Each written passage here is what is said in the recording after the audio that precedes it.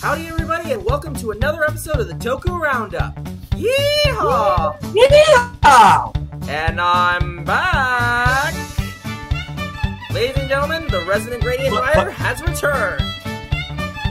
Flutter, I think you know what song all we need to sing.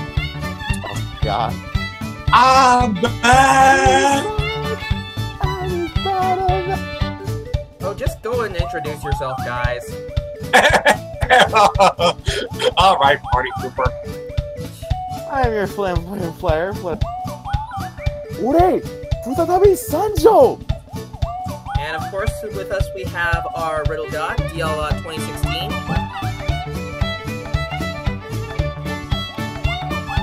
DL. Oh, yeah, Watashi wa Kami. Oh.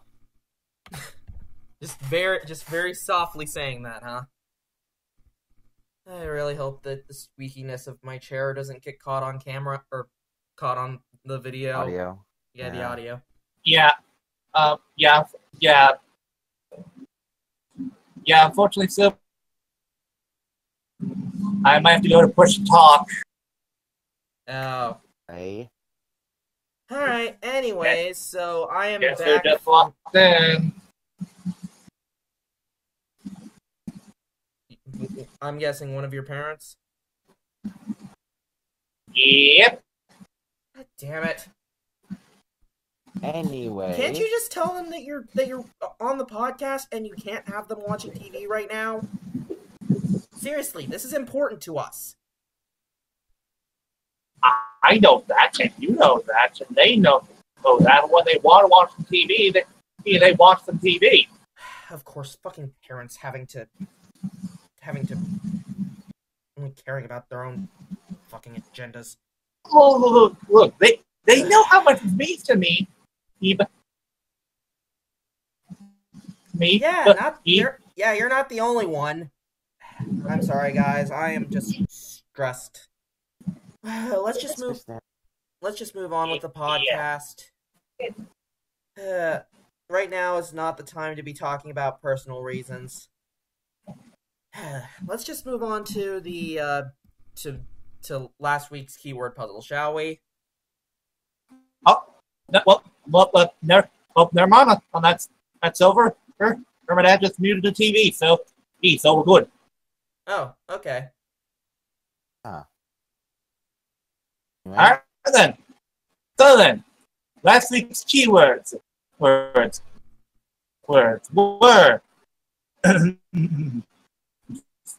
horn, fist, and galaxy. Flutter, what was the answer? God damn, I knew you would ask. The answer. The keyword puzzle was. None of you guessed this one. Well, I wasn't here, so. Kane Lucano, well, of course, and which surprisingly enough, since Kyoryu's actually seen this, Kane Lucano, or Beetle Caesar in Chosei Kantai Caesar X. I have never seen Caesar X ever. Also, what is up with his face? Alright.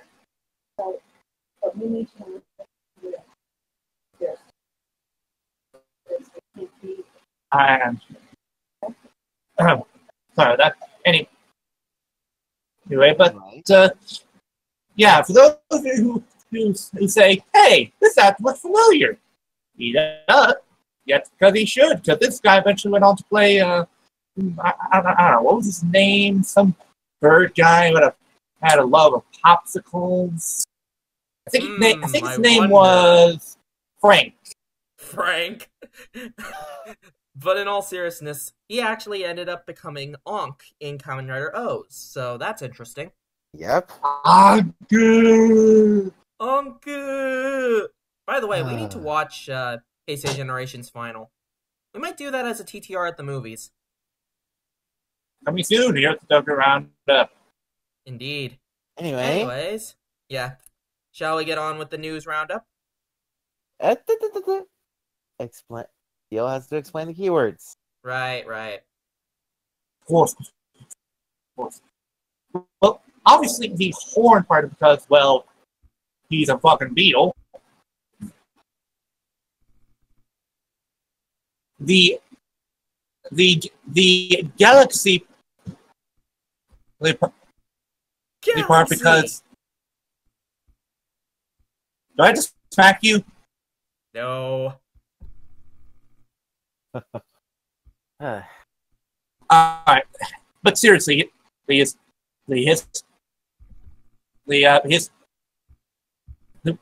reason for this is because he transformed via the knuckle cross. And finally, the galaxy part because he's from space. Space. How did I know you were going to do that? Because you know me so well. Anyway, shall we get on with the news then? we shall. All right. It's been a month in the making, but news roundup, stato. No, not that. Yep, I did not see it. And first off, we have. Oh, this is interesting. Mm-hmm. We have a special TV thing regarding Shotaro Ishinomori. Now, if you don't know who Shotaro Ishinomori is, shame on you. Yeah. Like seriously, if you do not know who was basically the creator of Tokusatsu and Kamen Rider and Super Sentai, then you might as well turn in your Toku fan cards right now. Yeah. Anyways, who wants to cover this whole thing? I'll take it. All right. The special is a dramatization of life, which will air during a 24-hour TV event. It pays close attention to the relationship that he had with his sister. Flutter, you keep cutting in and out, as a note. The special is a dramatization of life. Of Ishinomori's life, yeah. Sorry. So it's basically telling his life story. Well, not his life story per se, but well, at least he's not telling us his life story every single episode. Oh god! During a 24-hour TV event, special in question pays close attention to the relationship that he had with his sister. With his older sister, yeah. Sorry, I'm just filling in whenever it cuts out. Ishinomori will be played by Kento Nakajima, a member of the boy band Sexy Zone. He said that Ishinomori... Kento Nakajima.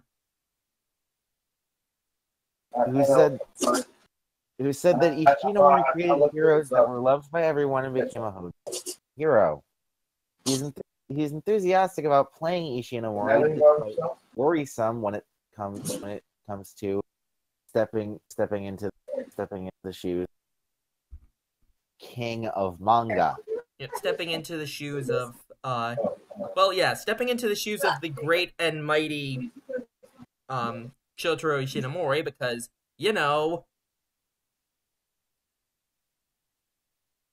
to prepare for the role, he visited Ishinomori's hometown prefecture and stood by the hometown's called Tome, as a note.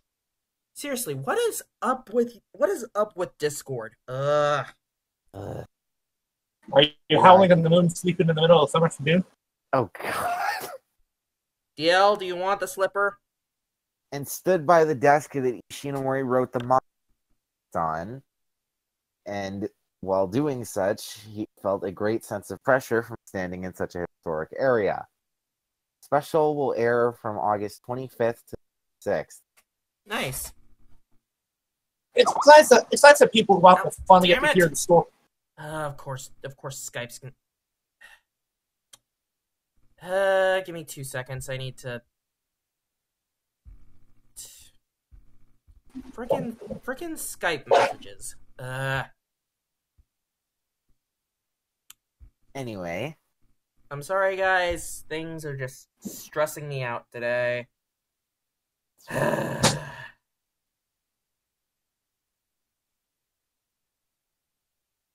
Anyway, so yeah, this is a thing. yeah, it's just, Honestly, it's nice that we're going to be able to hear the basically see what how the life of each one was and stuff like that. Yeah. And how he interacted with her and such. Yeah, definitely. Anyways, so next up, we have some rather interesting Lupin Ranger, Battleraizers news, in which we have three new mechs that have been revealed for the Two new mechs and one new Yeah, two new mechs and one new item.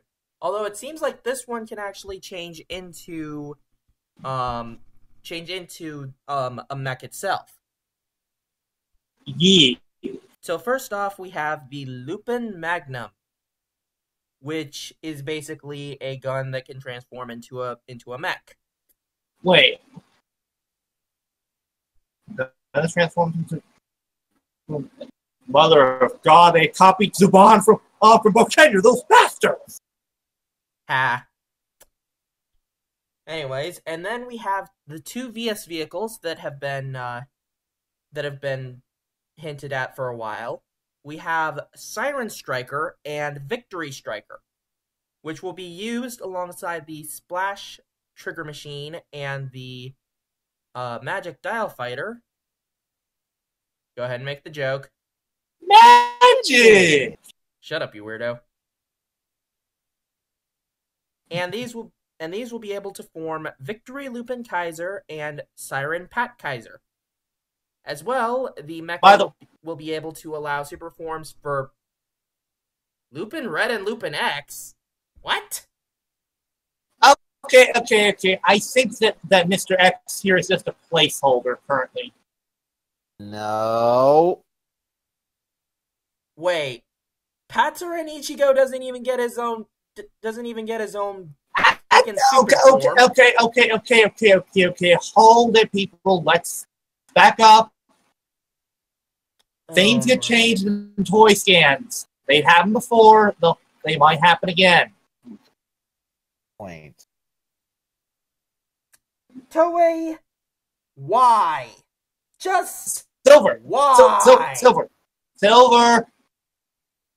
These are just toy scans. Let's wait until the actual magazine scans come out. Then we can bitch. No, Right. we've already seen pictures of. No, No, the magazine Silver. scans. So here's the thing. These are toy catalog scans. Magazine scans are different. In toy catalogs, things get changed sometimes. You all know by now that I really, really hate Red exclusive power-ups. And this one seems like not only is At least this isn't actually Red What do you mean? Are you sure? If well, at least this might not be Red, because here's the thing, Silver. We can't really determine if this is Red exclusive until we actually see it in action. right, and the television. But Silver, we do have a joke we need to make about Siren Striker. What? Flutter, I think you know the joke. He tried to kill me with a forklift. Huzzah! Oh my god! Of course you'd make that joke. We have to. Forklift. It does turn into a forklift. Oh, Maddie and Evie are going to have a field day with this. When it finally shows up, I have a feeling they're going to be singing "He tried to kill me with a forklift." Oh, they are. You better not doubt that. My god. I don't even know why somebody would try to kill you with a forklift. Why not? Okay. Dare I say, why not? Anyways, I hope to Christ that this thing actually gets used by the other members of the team. It might. It probably will. We can't be sure yet. The one thing that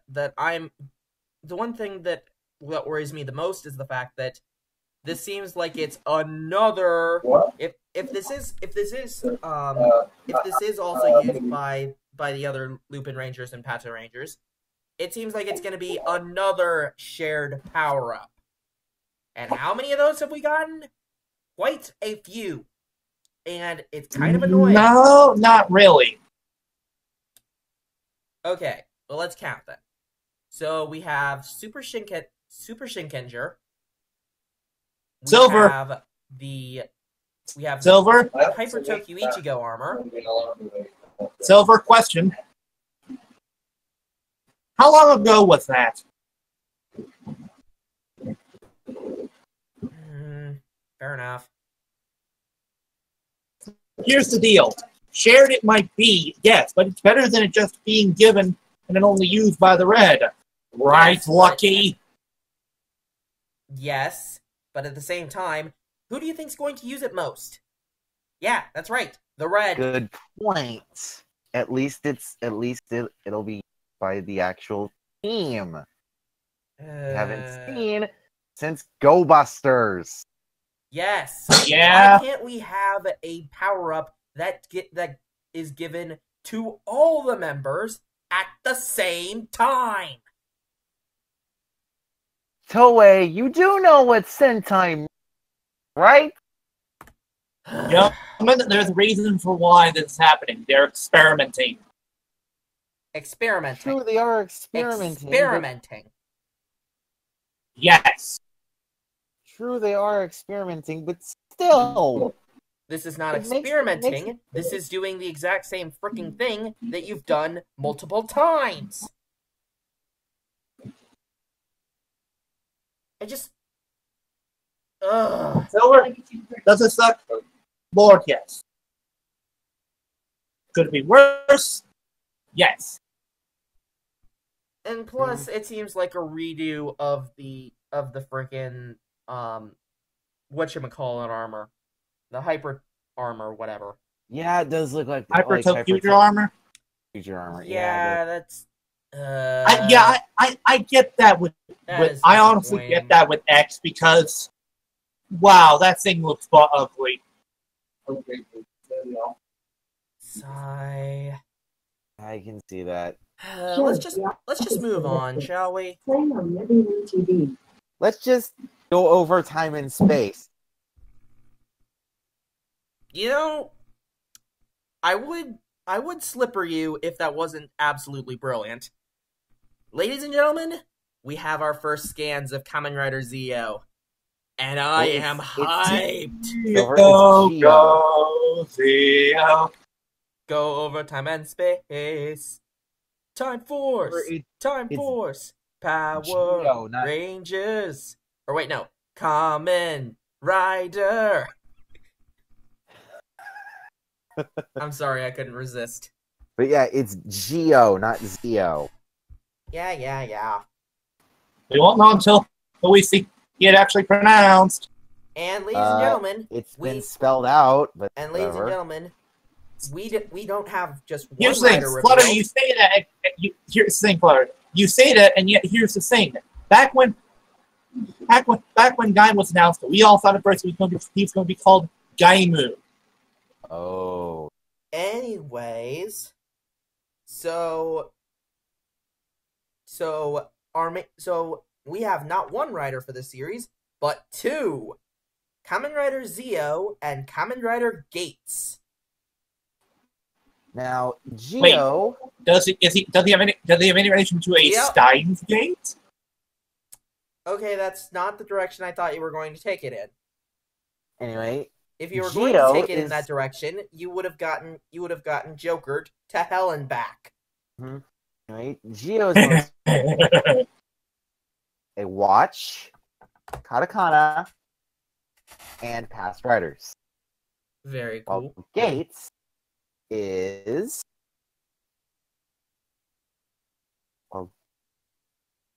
Digital Watch, Hiragana, past Common Riders, and the Butterfly Effect. Ooh, interesting. The butterfly effect. Okay, that's actually pretty clever. Interesting. Anyways, so we found out what their drivers are. Their henshin device is known as the GQ driver, and it is able to GQ driver, and it is able to use these different devices known as ride watches, which will basically be our collectible gimmick for this season. And as people were predicting, Zio, he is a legacy rider, which means he's going to get powers from all 20, count 'em 20, or wait, 19, count 'em 19 past rider series. And in other words, this means he's got to get back to the past. God damn it!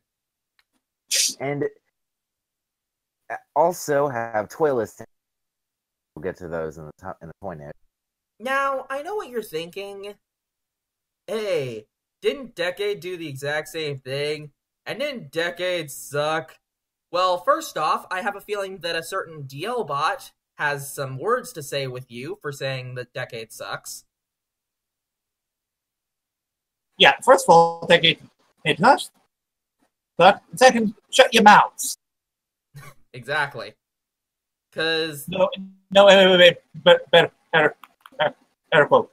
Know your role and shut your mouth. Yo. Exactly. Anyways... Ride watches. I personally have high hopes for this series because it looks really cool. Yeah. And the ride watches summon armor time armor. Geo can summon the armor time for build and X-Aid, while Gates can summon the armor time for Ghost and Drive. Wait. Hang on. So let me see if I understand this. The kanji on the helmet basically spell out the riders, is that right? Well, I guess. Also. Wait, hang on. Wait, hang on. There's an error here. The kanji for Ocean spell ghost. It's just bullshit. Guys, come on. Henshin device. Yeah, go ahead. Don't be like that, guys. Yes, we all know that Ghost was a bad series, but at the same time, let's at least not be total douchebags about it. Anyway, Silver, I'm sorry, but in my eyes, Stalker never earned the name to be called a common rider. Anyway, moving on. The henshin device for the series driver, as stated, and to activate different rider time. The driver itself acts like an hourglass to activate function. Geo's GQ driver states 2018, while Gates' GQ driver states 2066. Yep, so possibly Gates could be from the future. As a matter of fact, a little bit of a rumor that we have gotten regarding the plot is the fact that... Thanks to Special Form 12 on Twitter. Well, thank you for the support. But yeah, the thought is that Gates is actually Zio's grandson from the future coming back to the past in order to help him out.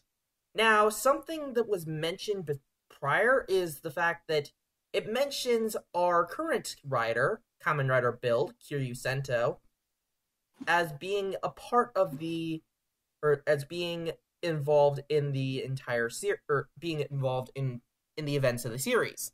Now, I don't believe this. Yeah, DLBot doesn't really believe it, but at the same time, it's an anniversary season, so I think that we can let it pass. Yeah.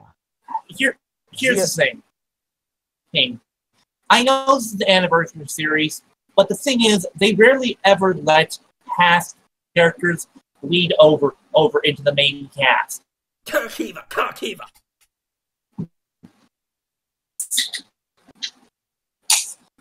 Let me rephrase that.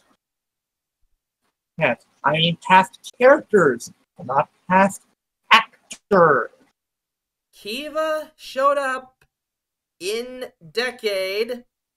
That was the actual Wataru showing up as a character in Decade. Here's the thing. He wasn't part of the main cast. Yes, and at the same time, I don't think that Sento's going to be a part of the main cast.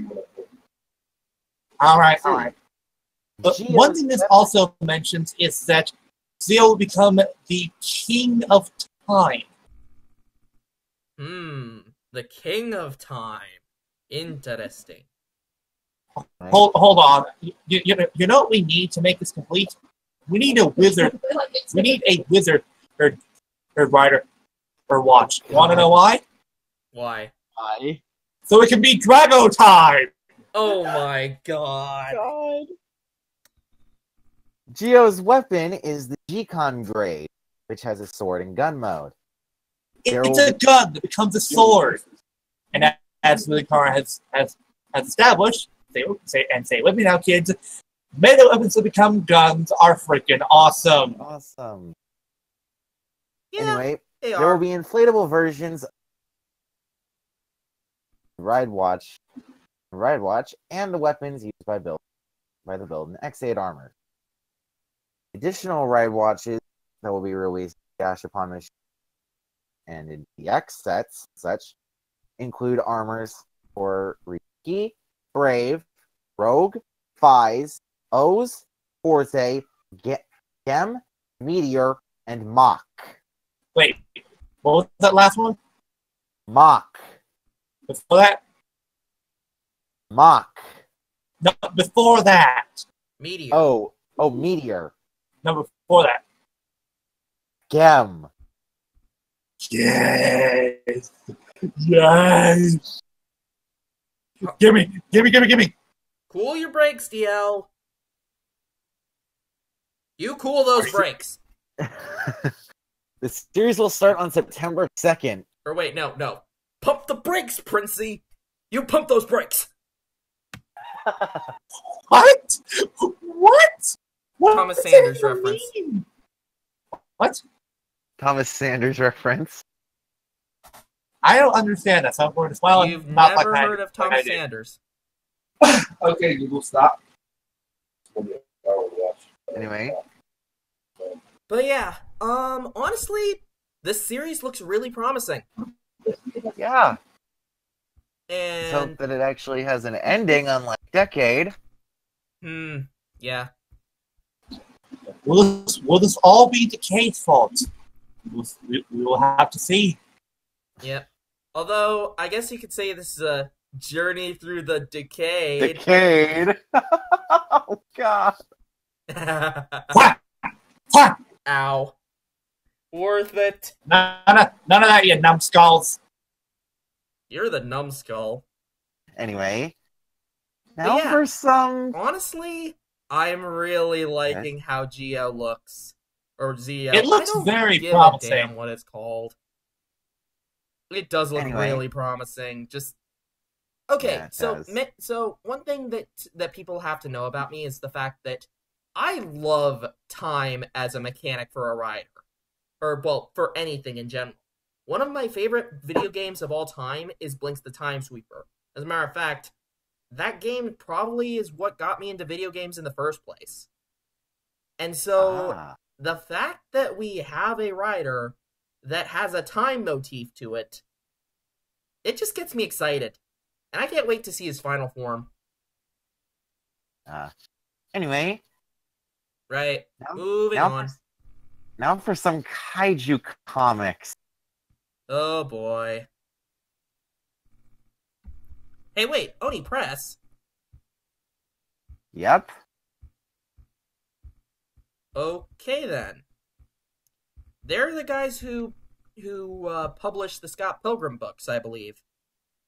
Ah, interesting. And that Mhm. in that case, Mhm. so why don't you take this? All right. So let's see, what do we got here? Kaiju Max, an independent comic series written and drawn by Xander Cannon, which tells the stories of a kaiju prison. Interesting. Ooh. And I believe that the... Hang on, let me actually pull up the article. And so recently, season 4 of the series has been released. I don't know how it's a season, but whatever. Mhm.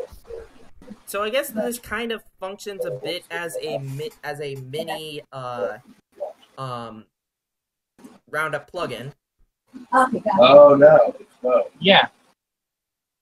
Anyways, Go ahead. so season 4 is focusing on a new group of female kaiju that arrive in the women's wing of Kaiju Max Island Prison. And the cast is a mix of different kaiju, drawing inspiration from all manner of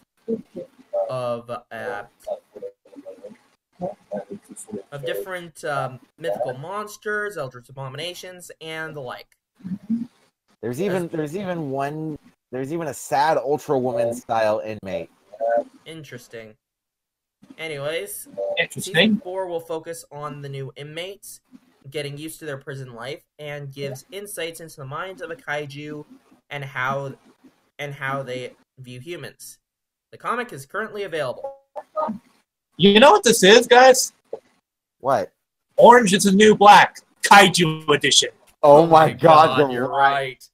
Jinx, Yomi Soda. Oh.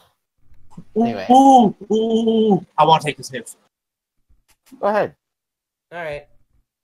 Alright, people, we got an update from Power Morphicon. Hang on. Which- Let's just finish this up real quick. So Fine. yeah, if you like kaiju, you like comics, go pick this up, I guess. I Also, guess it'll also help if you like Orange is the New Black. oh yeah, that too. Also, Flutter, when we both said that at the same time, I was having flashbacks to a moment in high school. Okay then. Basically, I was talking with some friends, and I basically said to them, you know, the entire plot of Pikmin is basically a Zerg rush. They both looked to each other and then said, "Oh my god, he's right," at the same time. Yeah, you are. Anyways, shall we get to the Power Morphicon news? Yeah, that one convention that none of us can go to. I mean, I went to Okay. Japan World Heroes, so if I wanted to, I could ask my parents to go to Power Morphicon. I don't know. Alright, we have Power Morphicon updates, people. We have the announcement of not 1, not 2, but 3 new guests. Yep. The guests include Hisashi Hisakai, the actor for Ko, aka Kiba Ranger in Ghost Sentai Die Ranger. His first time showing up in the public ever since Die Ranger, because like he hasn't done any sort of Toku thing since then. Yeah, which is a shame. And the man looks pretty good for his age. Hmm? Yeah. Let's just hope there's no girls wearing skirts at that convention. Oh god. Jeez. Anyway. So, along with that, we have Teraaki Ogawa, the actor who played Sasuke Ninja Red and Hyuga Bull Black in Ninja Sentai Kaku Ranger and Seiju Sentai Ginga Man. And we finally have the suit actor for Burai in Jew Ranger, Blue Buster in Go Busters, Jewel Lion in Jorger, and Lupin Blue in Loop Hat. Huh. Interesting. So yeah, we have a current suit actor that's going to show up at the convention. That's pretty awesome. I mean, hopefully he isn't missing out on too much going to this convention. Mhm. I doubt he is. Otherwise, they wouldn't even bother letting him go. Yeah, that's Right. fair. But yeah, and I Wait, believe his you know what? I think I know. I think I know what the deal is. What? The weekend that he'll be away. Golf break. God damn it. Well, we'll see. We'll see what happens. But anyways, But they will all be shown. But the Power will be held from August 17th to the 19th. But one other guests I would like to basically bring up. Well, gentlemen, you know what time it is? what time is it? What time is it? Time to plan Xander. Oh, yeah! Right. Currently not pictured in this, we have Mystic Force Green showing up. I forget the actor's name. Hang on, I'll get it real quick. Let's see. Xander. What's up? Let's see here. Here we go. Richard Broncati Sano. That is a long ass name. Indeed. That covered up? Yeah. Also, if Mystic Force Green Ranger appears in Legend Wars, can we have him be voiced by Joker in Persona 5? I mean, they're both named Xander. Boo! Boo! Flutter, join me now in booing this man! Boo! I'm sorry, I had to. Wow, you Did your dad just boo now. me too? Yeah, he did! Wow, okay. Okay, I see how it is. Anyway, Oh, Moving what's on. that fun? Anyways, moving on to Oh. some sort of photo shoot. Yes. One featuring our meme lord. Yep. So, DL, you want to read this? Alright. Live Doors featured 4 men as a part of their Yukata Men series, which features men being interviewed wearing yukata, which is a Japanese tradition in the summer. The first being interviewed is Tetsuya Iwanaga, the actor for Don Kuroto Oike Kamen Gammon X-Aid. He regularly participates in Quiz, where he shows off his intelligence. The photo shoot and interview took place at a shrine in Tokyo. Hang on. And We still have 2 others that were also announced. As we also have... we'll get to those. Just do it on the fly, dude. You don't have to read off the script. Alright, we also have none other than Shoma Kai, aka the actor for Harado. Yep, good old Parade. And who was our final person exactly? Who? Hayato Isomura. A.K.A. Alon from Kamen Rider Ghost. Yes, that character is actually better than Nagaru. A character that we actually like from Ghost. Hmm? Yes. Because as much as we don't like Ghost, well, I'm kind of neutral on the whole thing. As much as we don't like Ghost, we love Alon as a character. Hmm? Yeah, Alon is one of the very few good things about Ghost. As a matter of fact, doesn't most of RVT like Alon? Oh yes, we do. We do like Alon over at RBT. We don't like everything else though, especially Adele. My name is Tenkuji Takaru, and I was murdered by God. Shut up! Hashtag fun. No, wait. No, instead, I will use the new button that they have for Takaru. I'm a tool. I'm a tool, unbelievable tool.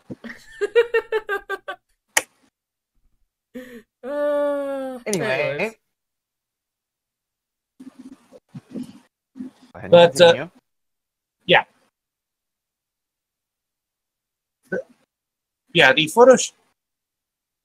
Apparently, the last time that Iwanaga. Well, the photo shoot took place at a shrine in Tokyo, and at first, the staff was unsure if the photo shoot could continue due to rain. Thankfully, Iwanaga came prepared with an umbrella. Yep.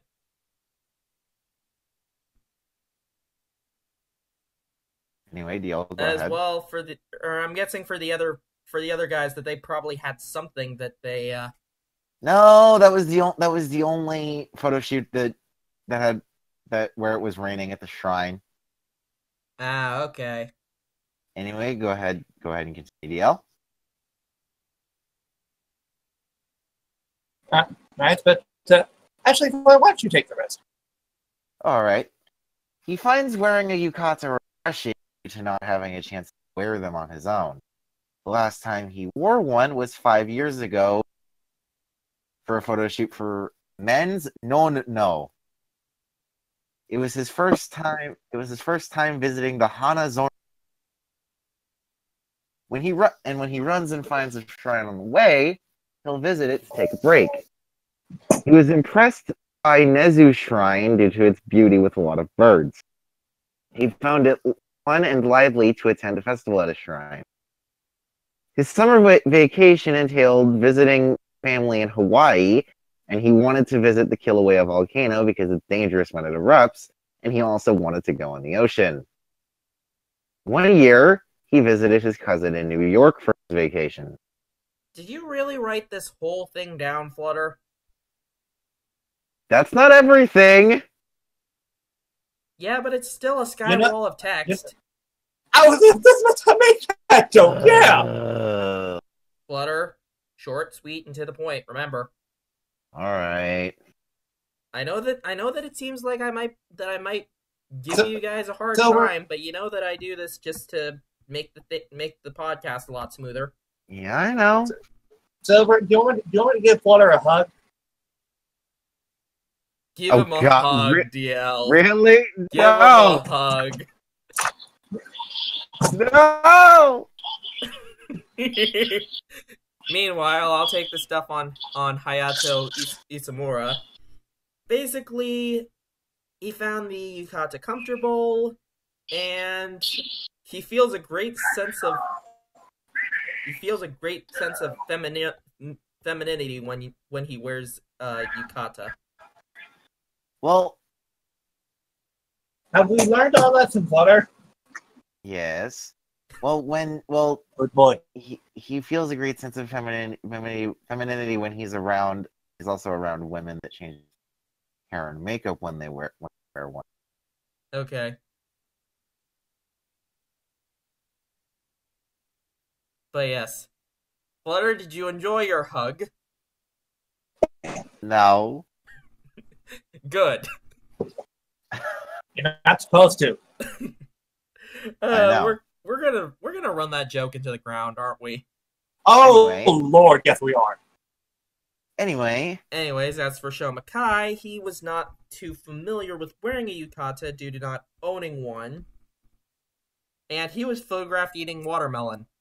Lucky bastard. I want some watermelon.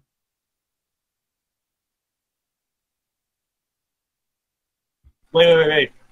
Watermelon? What you mean? Suika! Jeez. Anyways, so yeah. So all three of these guys were wearing yukata, and they look pretty good in them. Anyways, shall we move on to the next bit of news? Sure. Yes. Silver, why don't you take this bit of news? Sure thing. It does revolve around everybody's favorite red thief, Kairi Yano, as his actor. Asahi Ito has released or will be releasing his first photo book, which is currently untitled, but the pictures were taken when he was in Guam. Theme is about a boy becoming a hero and the significance of the location of the photos due to fact, he grew up in Guam. Interesting. Also, a boy. That's nice. Also, a boy becoming a hero. Doesn't that sound familiar? It totally doesn't sound like a certain character that we've grown to love in Super Sentai. What? No. Exactly. Anyways, the book is priced at 2,080 yen, or 2,800 yen, bleh, about $28, and it will be released at the end of August. There will be a special event held to commemorate the release in September. So yeah. Now for this next news, unfortunately we don't have the Scotsman with us. And literally the first episode came out, and they're already revealing box Blu-ray sets for Ultraman Rube. What? Wait. The Scotsman isn't here. You know what that means? We get to do our Scottish voices. Yes, we do. We get to do our Scottish accents. I mean, to be fair, during my vacation, I actually did get to meet up with him, so that was fun. Yeah. You were affected by puns. Dude, I was already affected by puns. Super Eyes announced the first Blu-ray set at Ultraman Loom. It will include the first 13 episodes, includes making a feature that had a family talk commentary for the first episodes. One featuring the Miyato family actors, and it also includes Chris' version for the ending and opening, and teasing the commercials that aired earlier for the premiere. The box is released hiding it. The Blu-ray box set is priced at 23,760 yen. Jesus Christ! That's not uncommon for Blu-ray box sets. Okay, I I get know. it. Why is it that they announcing this when the first episode just came out, and why does it have to be at such a big price? Because Japan likes to take out money. It will be released on November 22nd. It also includes a 24-page full. Oh yes, it includes a 24-page full color booklet. So there's that. Honestly, I don't understand this at all. It seems a bit too ambitious. Exactly. Then again, Subaraya has been losing popularity to Kamen Rider and Super Sentai for the longest time, so... And now, we have Kamen Rider encouraging science. Of course! Don't you know anything about science? Wait. Hey, help. Let me see if I can actually get flipped. Let's see here.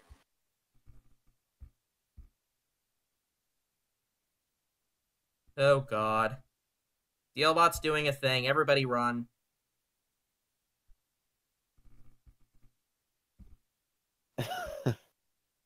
Hang on. Meanwhile, I'll... Wait, here it is. Hang on. Give me a sec. Music play. Oh boy. So what was it you said that Bill was encouraging? Science. Wait for it. Of course. Don't you know anything about science? Yes! Hey. I could have gone one or two. I could have done the after Insano route or the car route. Which would you prefer? Fair enough. In the meanwhile, yeah. hang on.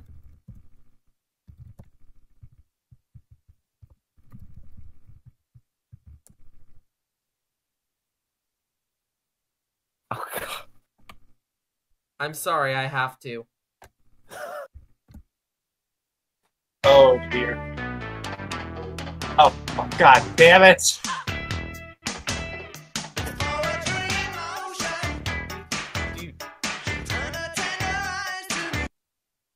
Damn it! No. Fine. Bat's over. Bat. Fine. Anyway, Silver, You go do ahead. that. Silver, You do that again, and I might have to give you another hug. No, not the hug. Silver, you can go ahead and take this one. Oh, God. Okay, so as a tie-in with Kamen Rider Build, Be the One. Sorry. The Ministry... No, terrible karaoke. Hey, I do good karaoke, thank you very much. The Ministry of Education, Culture, Sports, Technology, Science, and Technology in Japan. Oh, there. The ministry has worked with Toei to create a poster that says, "Believe in the power of quantum, and you'll be a genius physicist," aka superhero. Wait, Quantum? Quantum Ranger? No. The poster is going to be distributed throughout elementary schools and museums all throughout Japan, and through the tie-in, the ministry hopes to interest children more in science and technology and all of that stuff. There is a website currently up right now, which includes not right now, but on the 19th. Oh, the 19th. Sorry, I thought it was the 19th. Yeah, it'll be up by next week on the 19th, and will include educational material relating to science. Science. So yeah, basically, Toei is using their movie to promote the STEM community. Huzzah! STEM: science, technology, engineering, mathematics. You know, the part of like the sphere of knowledge that I have dedicated my life to. Oh. You know, math. Well, this is more science than math, but yeah. Anyway, and if any of you make the Mad World joke, you will be slippered.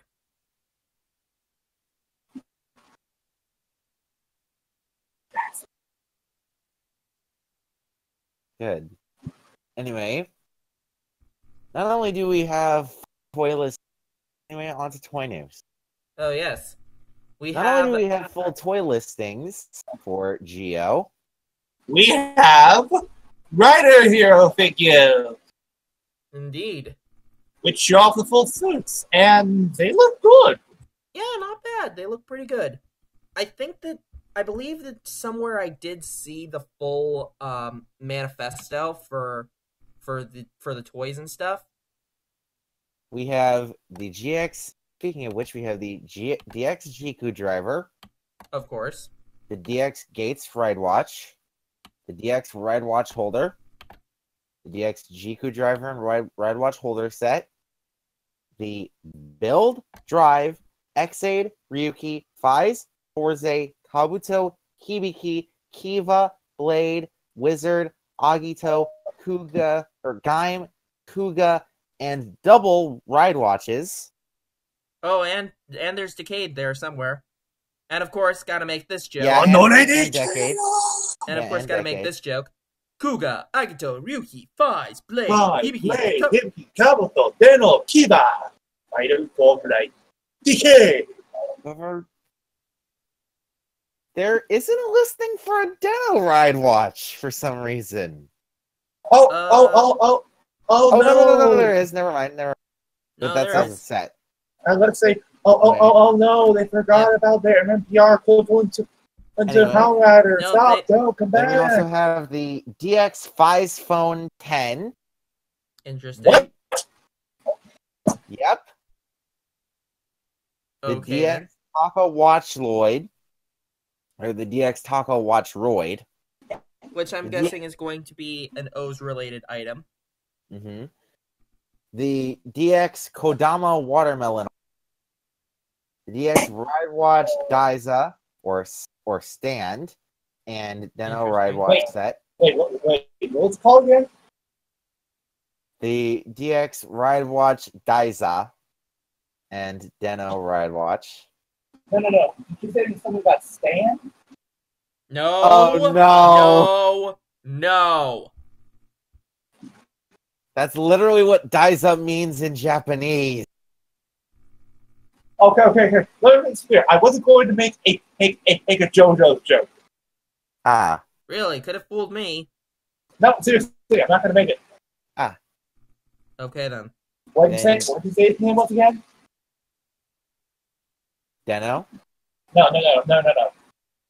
Said its name was Stan? Well, that's what Daiza means in Japanese. That's the question.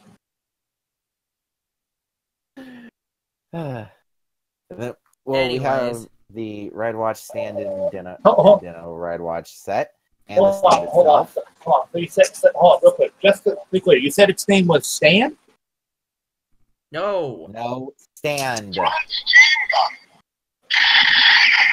See? I just saw Stan!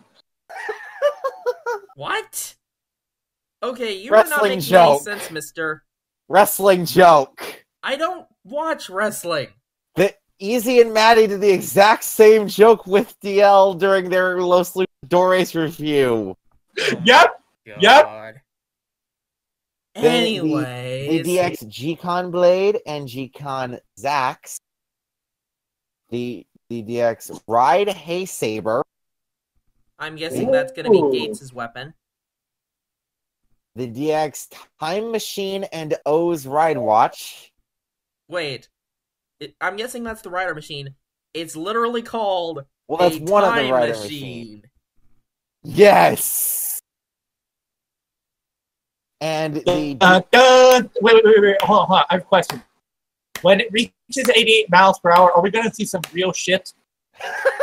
Not real. Serious. I can't. I can't.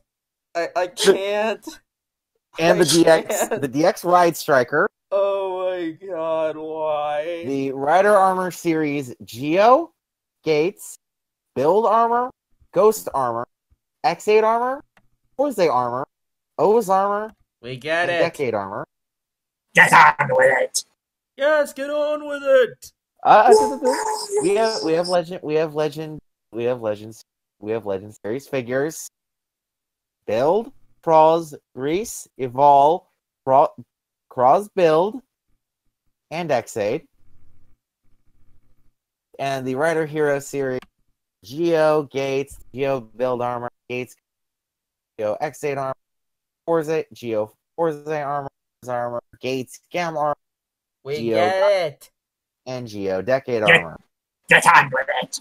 Yes, get on with it.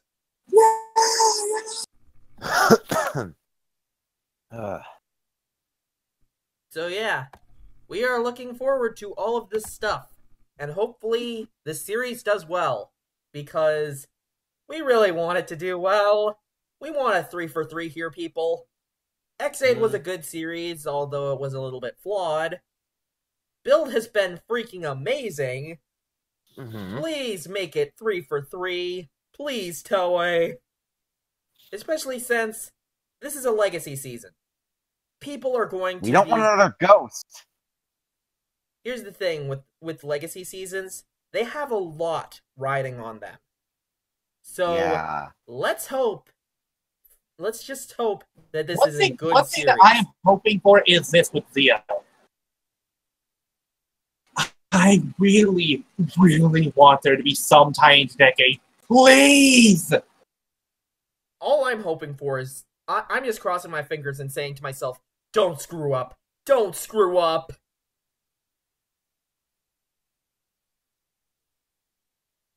Anyways, let's move on to shirts. Premium Bandai shirt. You know, to be fair, I think we should have gotten Cobra Commander for this instead. Yeah, we should have. Actually, let me calculate price. Oh boy. Kanagon, can you go get Corporate Commander? Okay. Or Corby! 12,906. Yeah. I still haven't forgiven you for eating all my money the last time. Come on, Corby. I know that we already have you for a slide, but we need you for another one. Then But this what is the hell actually- is this? Since if you combine all the prices, this is actually the most set. 12,960 yen together. Why are they selling shirts, Corby? Because Japan has one. Honestly, you don't need this. You really don't, unless you really like this character. Okay.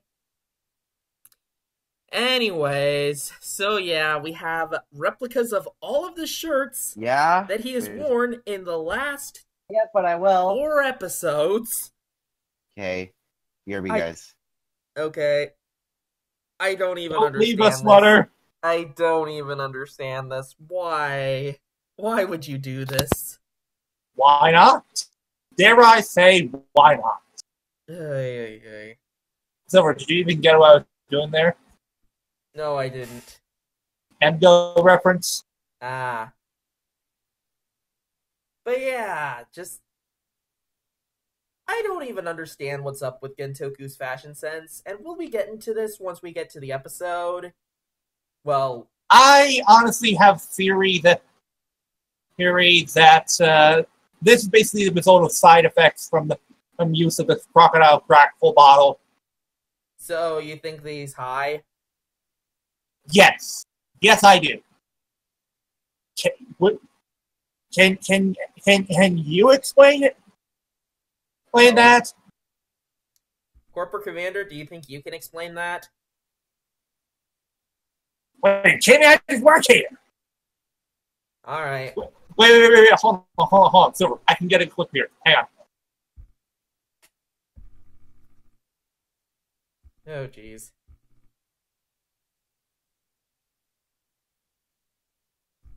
Anyways, so there are a total of 5 shirts, I believe. And they are each worth 3,240 yen, which multiply that by 5 makes it a total of 16,200 yen. So, yeah.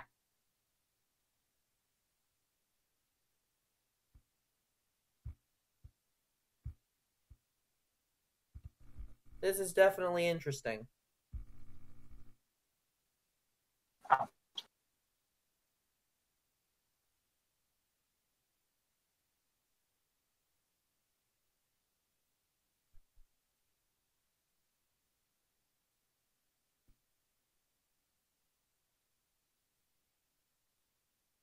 This is just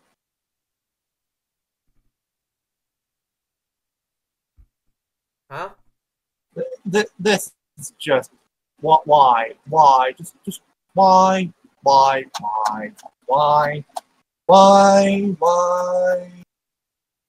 Indeed.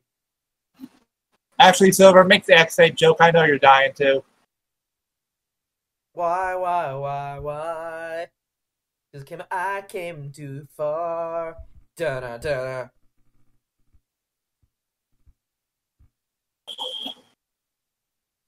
Anyways, let's go on. Okay. I have one joke to make here.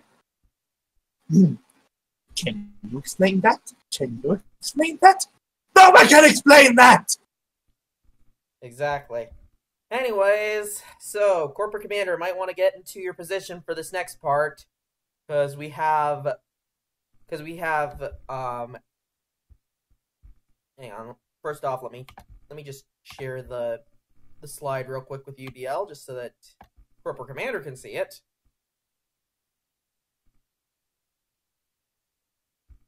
Where is it? There it is. Oh wait, it's actually something like people actually do.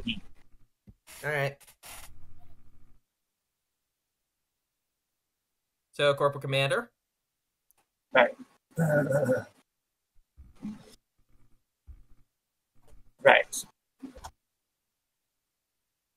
You need. Wait. What the hell is that thing? That's Battlerizer. What? Wrong Battlerizer! What? I'm sorry, I couldn't resist. Anyways. Silver. You know what? I think you just earned yourself. What? I think you just earned yourself something. No, Another hug! Not the hug! No! Run away! Run away! Ah. I have run away. I am now in the black hole. He'll never find me here. No, he found me! Where do you think you're going? You know, I really should have seen that coming, considering you have the evolve trigger, and that's the black hole. Yes. Oh no! Silver, give me a hug. No!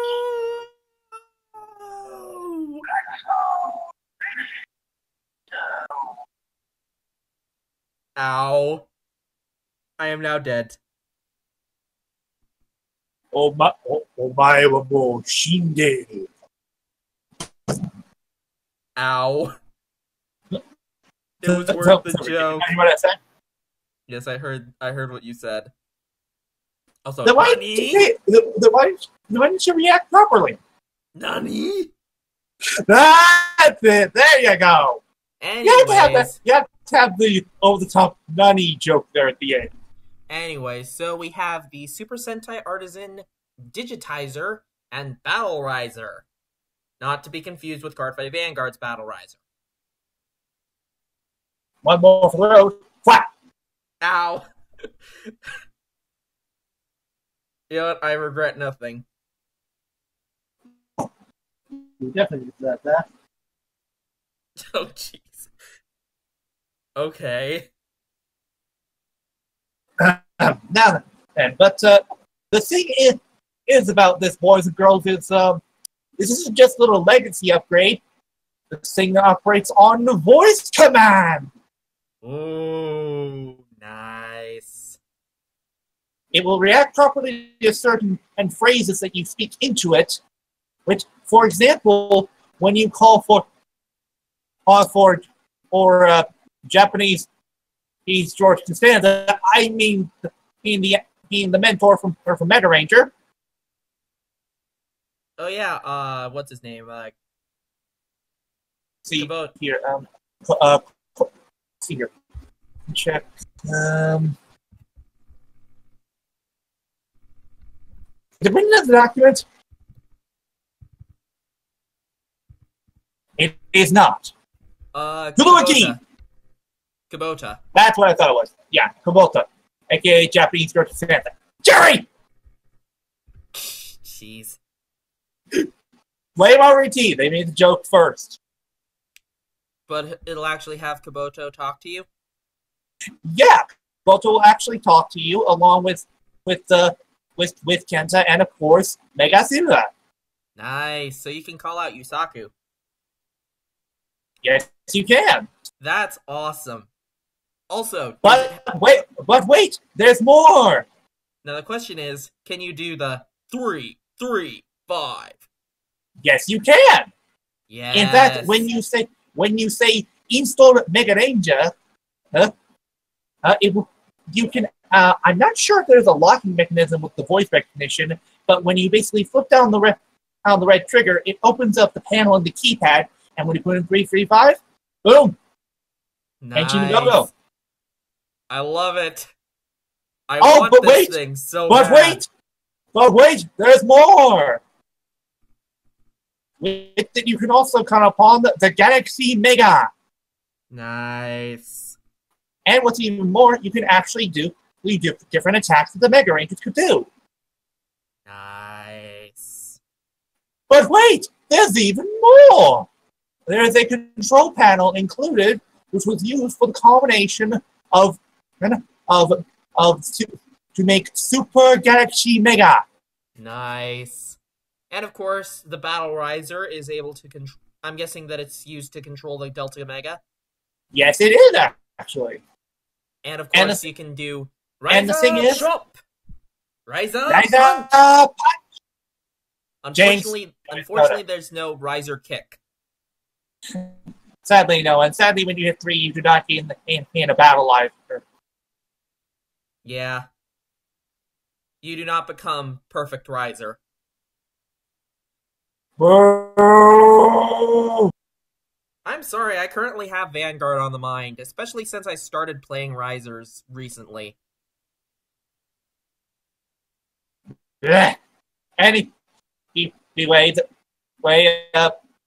thing is, there are a grand total currently of at least 70 he recorded lines in there, and some of them include, believe it or not, the opening for Mega Ranger. Nice. Honestly, I'm hoping that if they include that, they also included the not well known English version. I mean, yeah. Believe it or not, there was actually an English version of this gun, officially. Nice.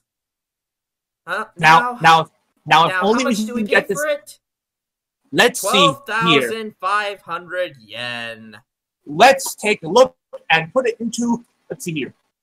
Well, let's see, 12,500 yen to US dollars. That is a grand total of $111.23. Jesus Christ! We expected as expect much.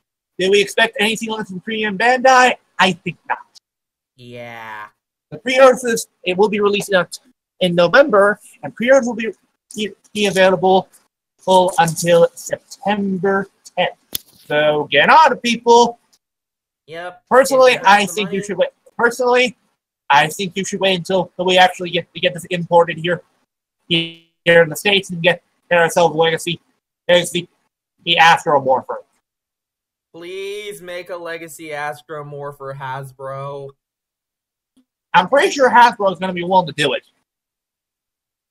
And please make it voice activated like this. I'd love to just say "Let's rock it" in order to activate the Astromorpher.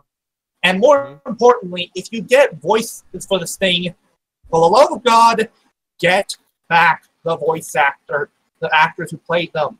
Seriously, they tried to half-ass with sound alike in the Battleraizers, and it was the worst. Yep.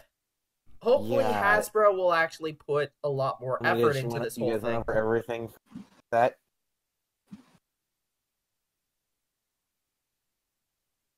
Yeah. Guys? Huh? You guys went over everything for the set? Yeah, pretty much.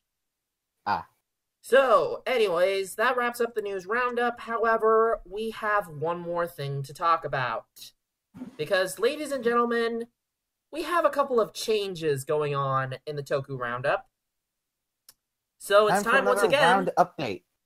I wanted to say it. Go ahead. No, you already said it.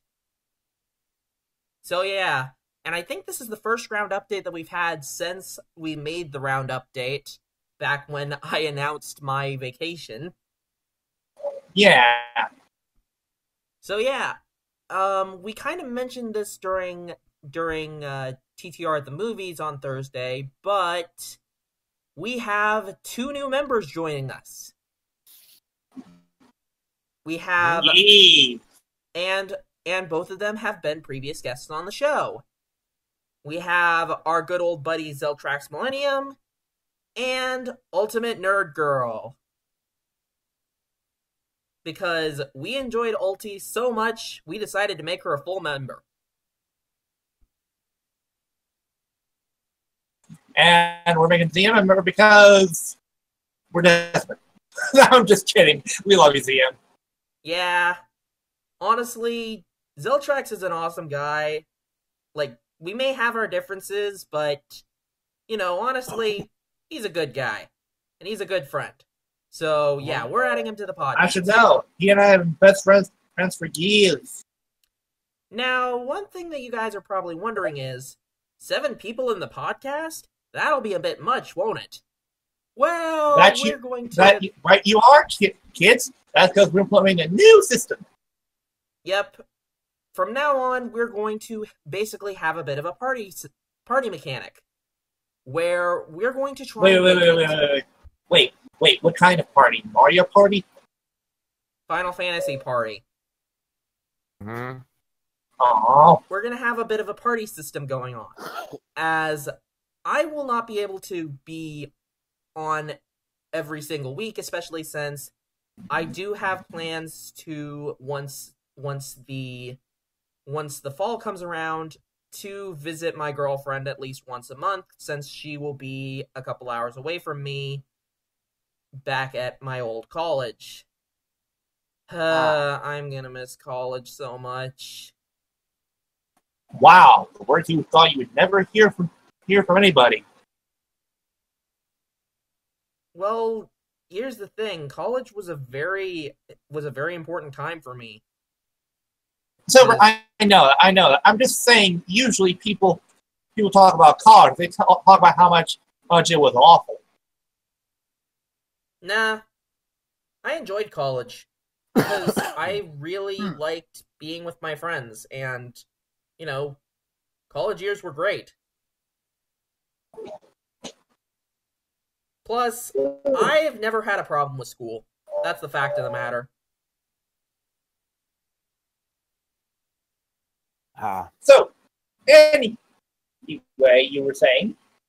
Anyway, so we are going to make it so that we're going to try and make it so that we only have 4 people in the podcast at a time, 5 at maximum.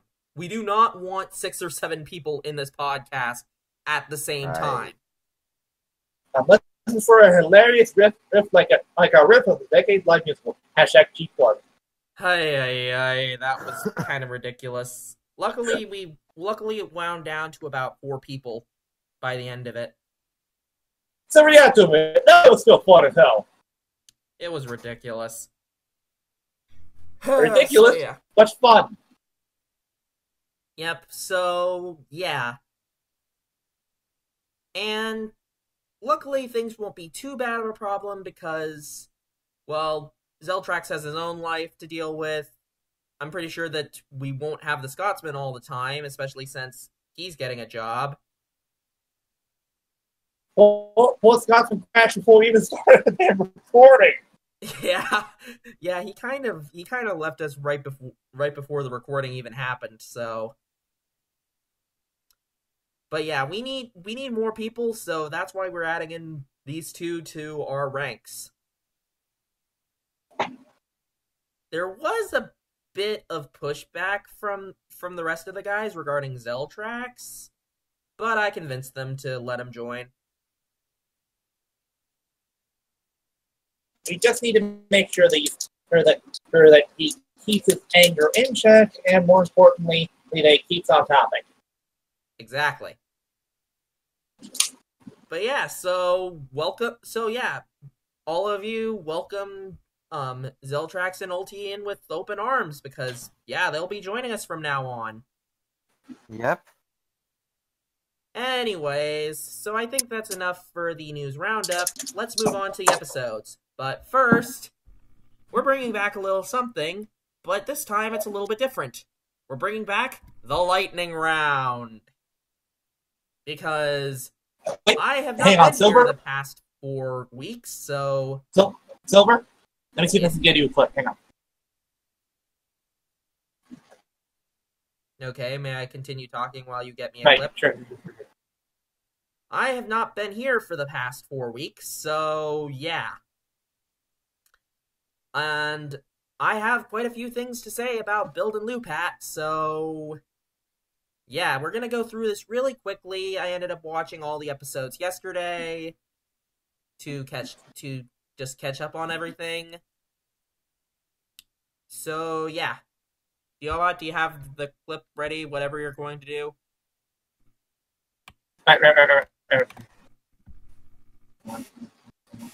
Right. Ah. Okay. First, I need you to pause the music. Okay.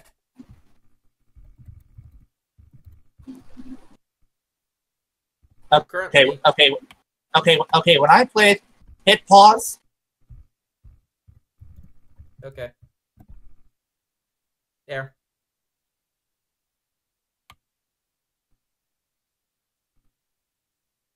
Okay, hang on. All right. See? Lightning round. Kamen Rider Build Edition. Clock up. So, you didn't give me enough time. Oh, sorry. All right. See here. Let's try this again then.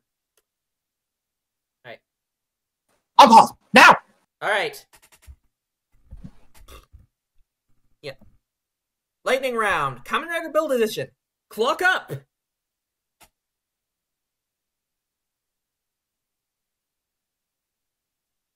Clock up. You have to unpause it. Hang on. Okay, third time's a charm. Take 3. Lightning round. Kamen Rider Build Edition. Clock up.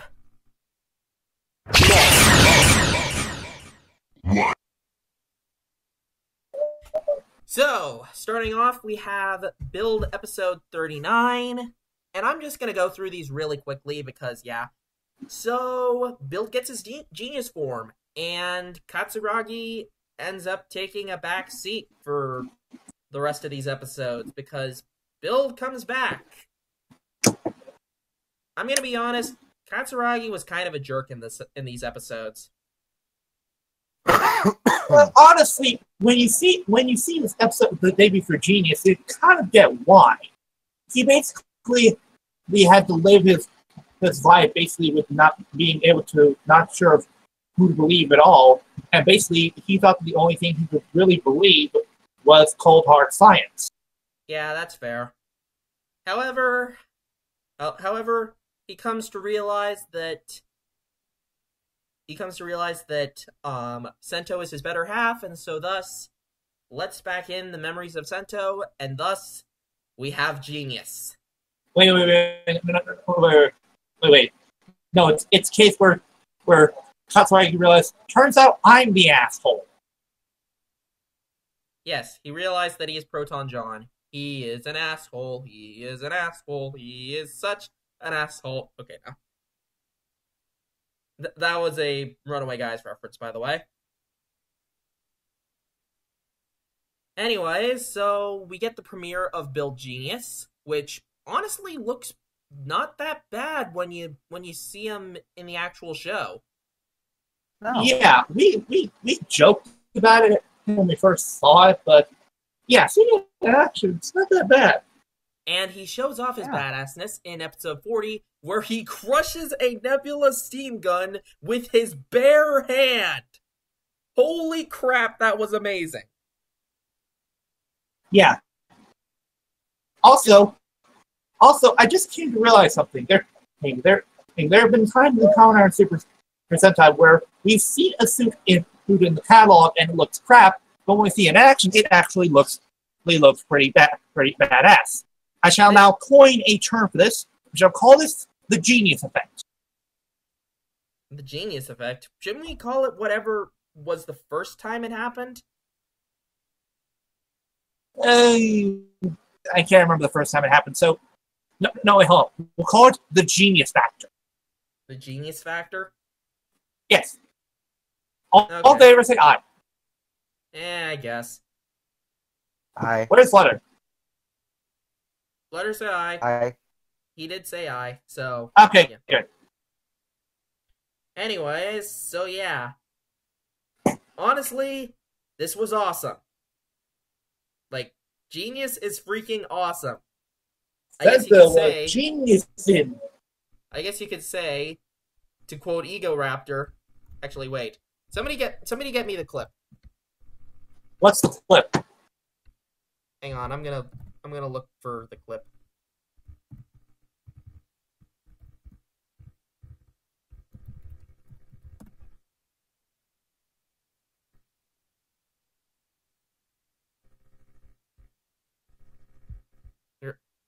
Just music.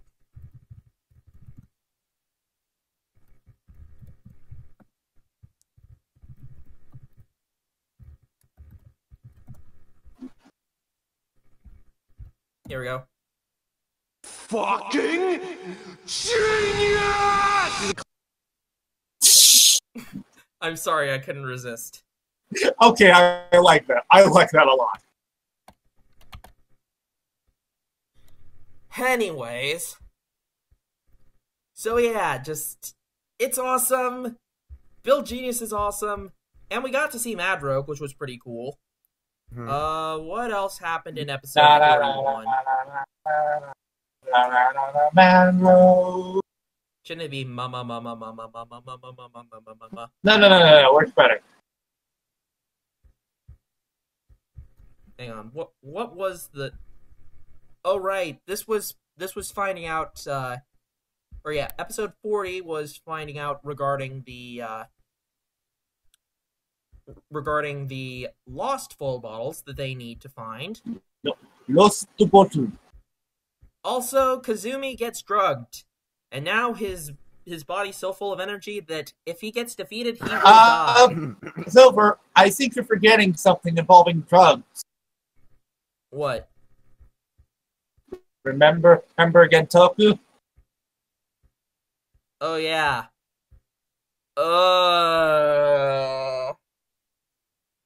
Why? I don't even. What is he wearing? Good question. The answer is yes. Also, where did Ryuga get a second Dragon's Glass Jelly? From his asshole, that's where. Hammer space.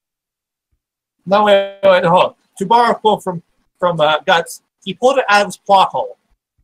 This plot hole, Jesus Christ.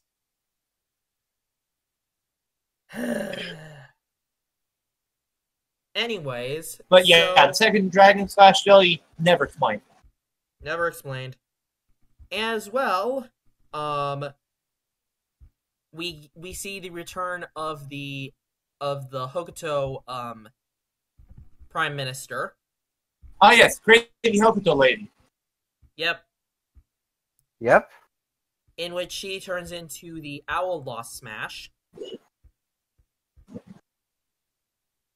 Nice. However, Sento is able to purge wait. nebula Hold gas from her body. Hold on. Silver, I have to ask you. How many links does it get in the Twitch world for the human center of the Lost Smash? Oh, God. Jeez Louise. I had to make the joke! It's a fucking owl! Yellbot, you get the slipper. Oh! Thwap. Alright, Coopers. Anyways. Oh, by the way, Silver, that reminds me, I have something to tell you real quick. Like, I don't know if I mentioned this Flutter or not, but I'm going to be getting a new headset very soon, so this will probably be the last time you hear me using this one. Okay.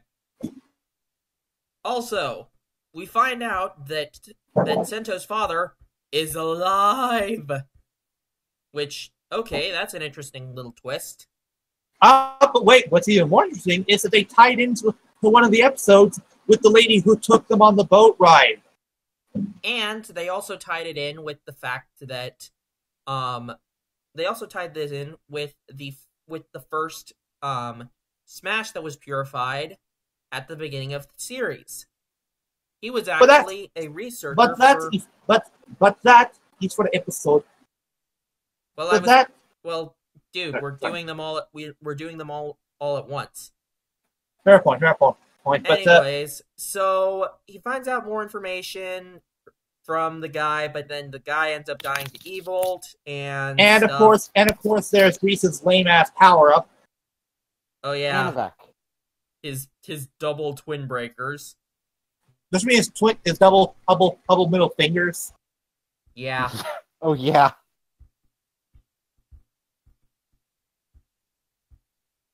Also, yeah.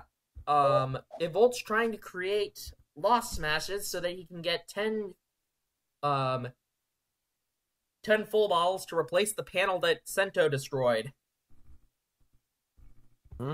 So, yeah. Anyways, and then he destroys and then in episode 42, he destroys the, whatchamacallit building. The government building. Yeah, the Total government building. And unfortunately, all the people that were in there, yeah, they didn't make it out. They did. Which, holy shit. But that's not the worst part, as when Ryuga sees the black hole, he gets evil triggered. Oh god. This is explained in the next episode. This is explained later.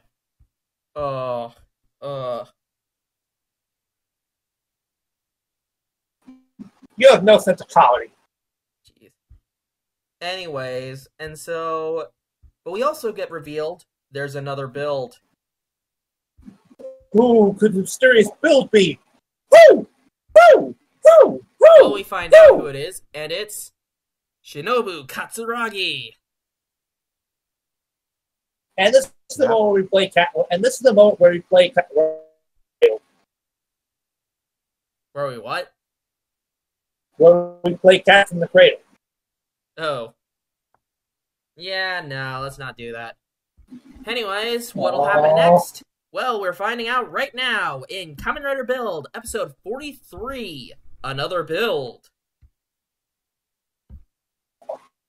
Wait, another build? But what's it building? What kind of build? Build is it a capital build? Is it a building build? What kind of build is it? DL, the what? Making a joke, damn it. DLbot, you get the slipper. Thwap. Anyways, so we start this episode off starting off with Sento learning that his father is working for the dark side. Dun dun dun. And then father does realize that Sento is Katsuragi, given the fact that when he was upset, he tended to grab his hair like that. Huh. Interesting that he caught on to little verbal tics like that, or I guess it'd be more motion tics. Well, to be fair, Silver, it makes sense. Hence he is his father. That's fair. Yeah, fair. Anyway, so Sento's too stunned to do anything, but meanwhile, old Shinobu decides to kick everyone's asses. And then Ryuga ends up going into rage mode again and nearly kills him. On one hand, he is the bad guy, but on the other hand, yeah, we don't kill people. Killing people is wrong. And however, rage mode thing is actually explained by Shinobu. When Evil created the black hole, it's basically related to the whole thing about Evil is dad. Yep.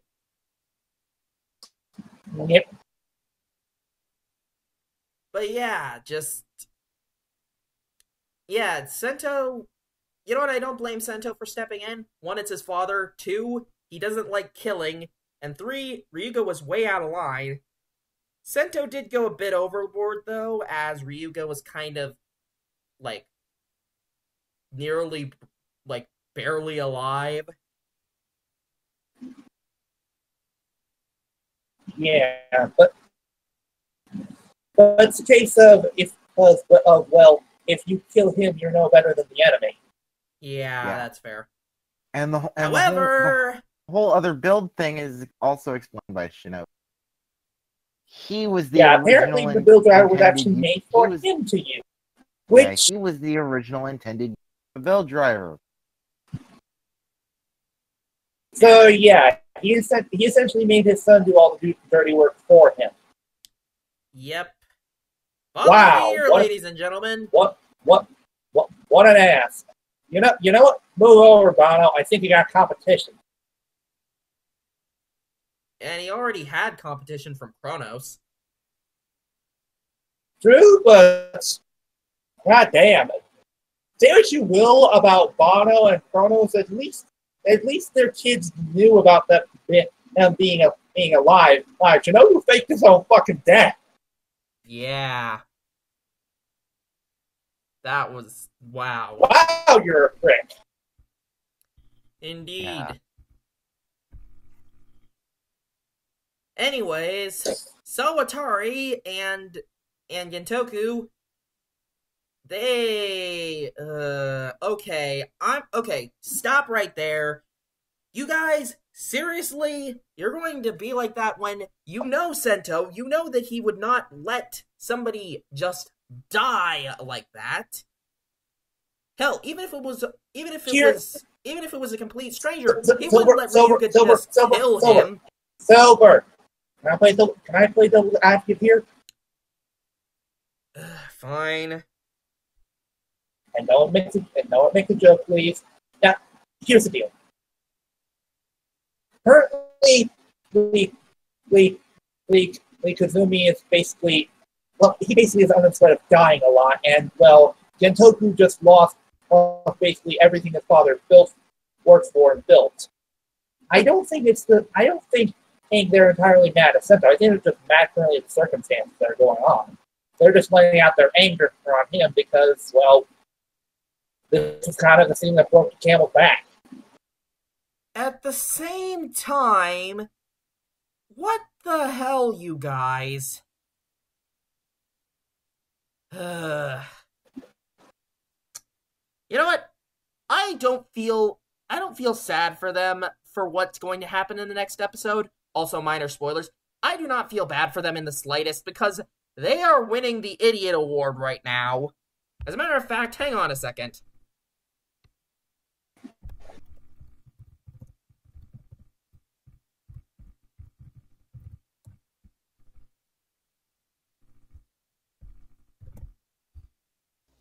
Stupid! You're so stupid!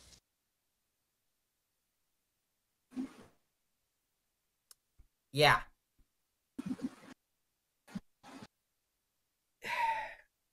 Anyways. So, meanwhile, Misora ends up...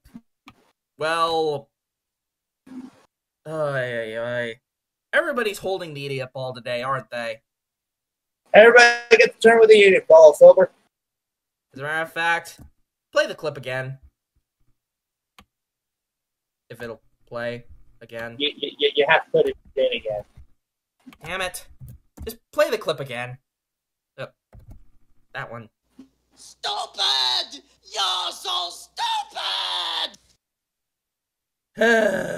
She ends up falling into Evolt's hands again. All in the hopes of reviving Vernage. I'm just... Why? Yeah, honestly, I don't get this. Why are you falling for this? Hang on a second. You know that this man is not your father anymore. Matter of fact, I need to find the...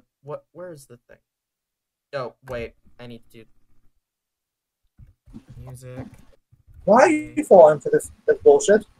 Not only is he not your father, you have no reason to believe anything he has said. Mm-hmm. Exactly. And I have a clip for this. Doesn't anyone notice this? I feel like I'm taking crazy pills! Thank you! What? Exactly. It's a Zoolander. Being Silver. Mm-hmm. It felt like it fit. It does. Anyways, so Sento ends up going to fight Misora as the CD Lost Smash. Available now with the build soundtrack. Coming soon. Exclusive with the build soundtrack. Get your own CD Smash possible. Limited time only. And I gotta admit, the CD Lost Smash looks really cool. It looks cool. Only problem is, where are its eyes? I can't tell based on the design of where the fucking eyes are. Does it need eyes? Here, let me rephrase it. I barely even making out what its face is.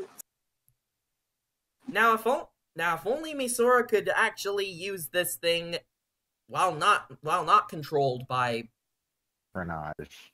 Yeah. Because this is the one and only time that Misora has actually been able to fight. That much is true. Which I'm just like, why?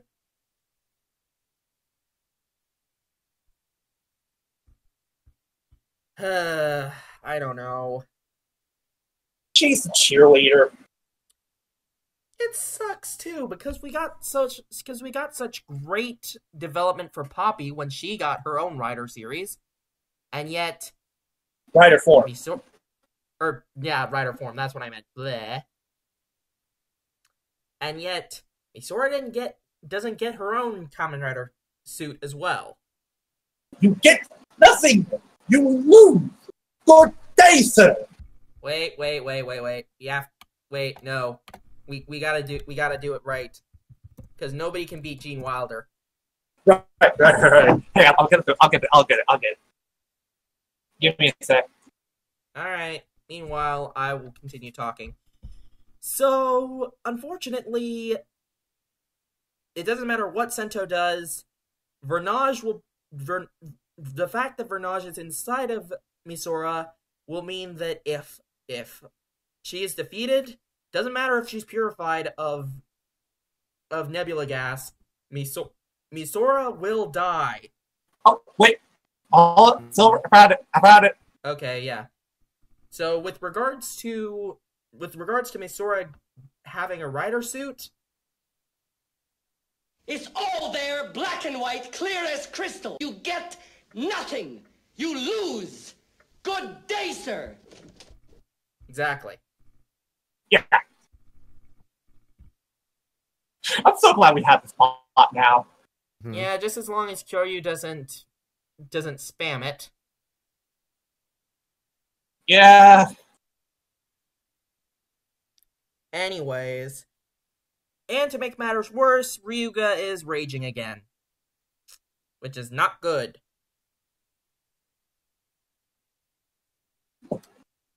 However, Yeah. Sento has a plan. He kicks Misora right into... Surugata. Oreo toppuki raze. He kicks Misora right into Ryuga. Huh. Some plan. Actually, there's actually more to it. Apparently, Genie's managed to actually transfer Vernage's essence into Banjo, which as a result can't rule out how viable genes in him. So does that mean that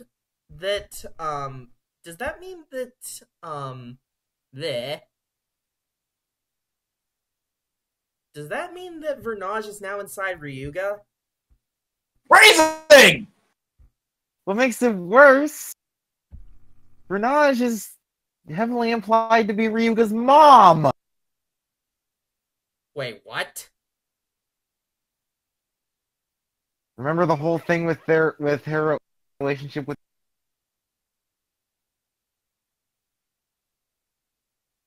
Wait. What? Wait. Hold it. You know what, guys? I just had a theory. Okay, so we know that Evolve basically comes from a clan of aliens known as the Blood Clan, right? Yeah. What if they basically originally sent off people in the Blood Clan to different planets, and they're each supposed to basically conquer the planet within and then destroy it? Ah. What if all that all happened except once on Mars, and the Volt was sent to do the job right? Yeah, I can see that. Here's the theory. What if Vernage was a member of the Blood Clan that defected and basically wanted to be the Black Sheep? Interesting. It would make sense as to why she was able to cancel out how it evolves gene. That's interesting. Anyways, so yeah, so I have a feeling Vernage might end up possessing Ryuga now. That'll be weird. That will be. Will. To be fair, we've seen weirder, like when Seto Kaba voiced a woman. Wait, what? Gaim. Yep. Oh yeah, Red U. Anyway. That still is so confusing. Why is Red U said to be she? I don't get voices either. trope. Like, That's the cross-dressing voices trope.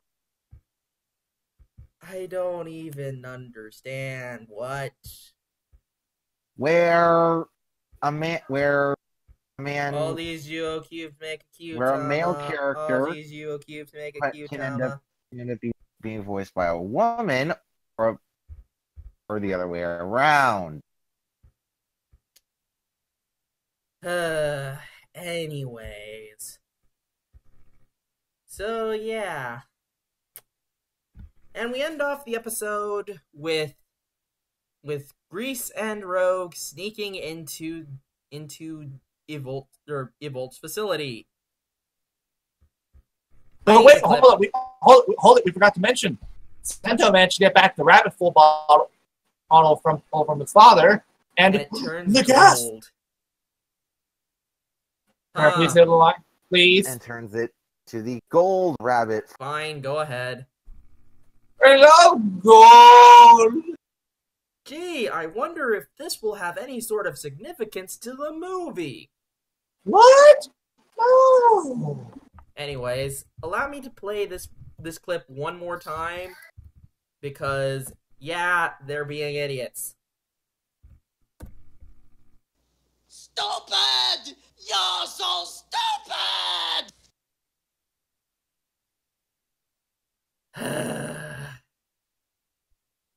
So yeah, Sento and Ryuga are going to have to rescue these two dumbasses.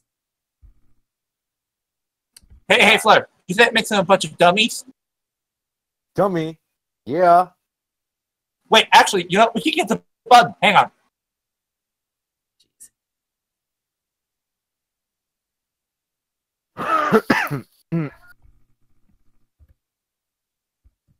Hang on. Here we go. Okay. Wait, here it is. Yeah. Here we go. Music play. So that would make Commoner Grease and Commoner Rogue dummies. Dummy. Yeah. That'll do. That'll do, pig. That'll do. Now there's a theory about why Shinobu, as regular build, is able to beat everyone in his Rabbit Tank, Nin Comic, Hawk Gatling, and Kaizo Kadensha. And why that? Theory is, what if Vernage pushed the full bottles to their full potential? Well, if that's true, then... Oh, you're talking before she got captured. Yes. That is possible.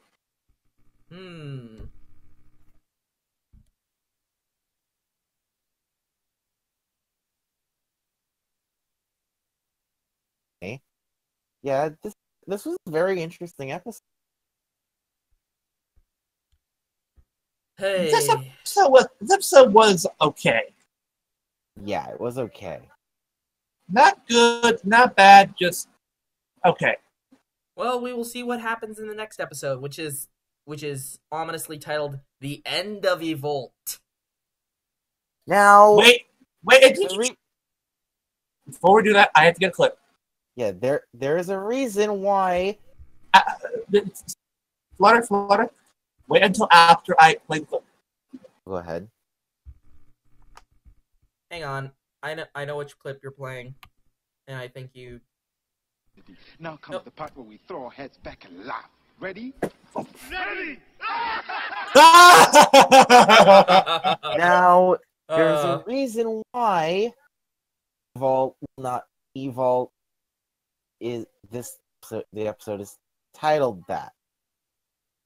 Soichi's actor recently got his flower, so we won't. Which means we either won't one be of two seeing things. So we won't be seeing Soichi. We'll be seeing one of two things. First is Evolt's monster form, which was teased in the magazine scans. Second is the possibility of Evolve possessing Shinobu. And honestly, I hope they go that route, because that would bring a whole new twist to the dynamic of the relationship. Yeah. Yes, Sento is willing to fight his father, but is he willing to kill him? That hasn't been done before in Rider. Nope, not done before in Rider.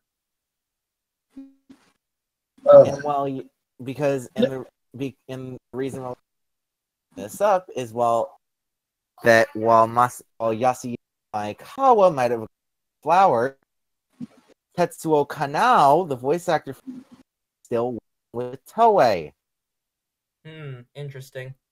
But seriously, how many times has it been that the main character has to fight his father? Let's see. So starting off, we have W with Kamen Rider Double versus the Terror Dopant, as spoiler alert. But then again, if you haven't seen this, shame on you. W's amazing.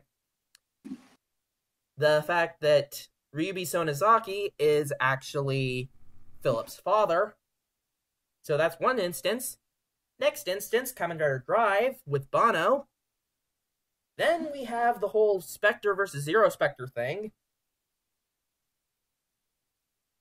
But of course, there was also the power of dancing, but we're going to talk about Spectre in a week. Yeah. And of course, we have in X-Aid with Kuroto versus his father. And apparently in Mighty Novel X, Emu's father is evil.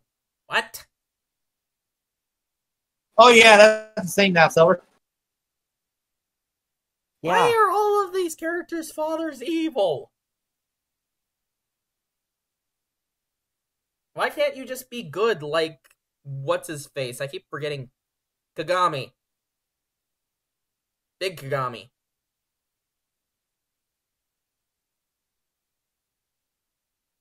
Hang on, guys. BRP. Right. But yeah, just Silver? yes.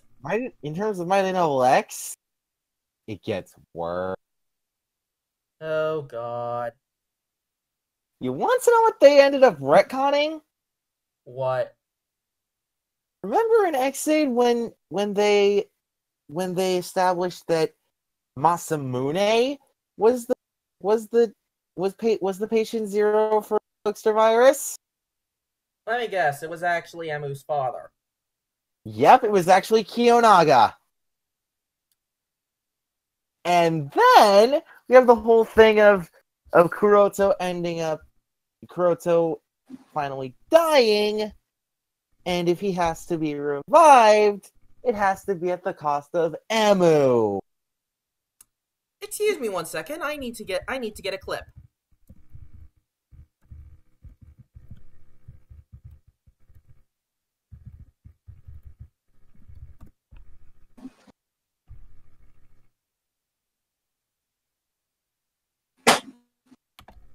Here. to create Dankuroto 2, who is actually a backup made by Godmaster EX.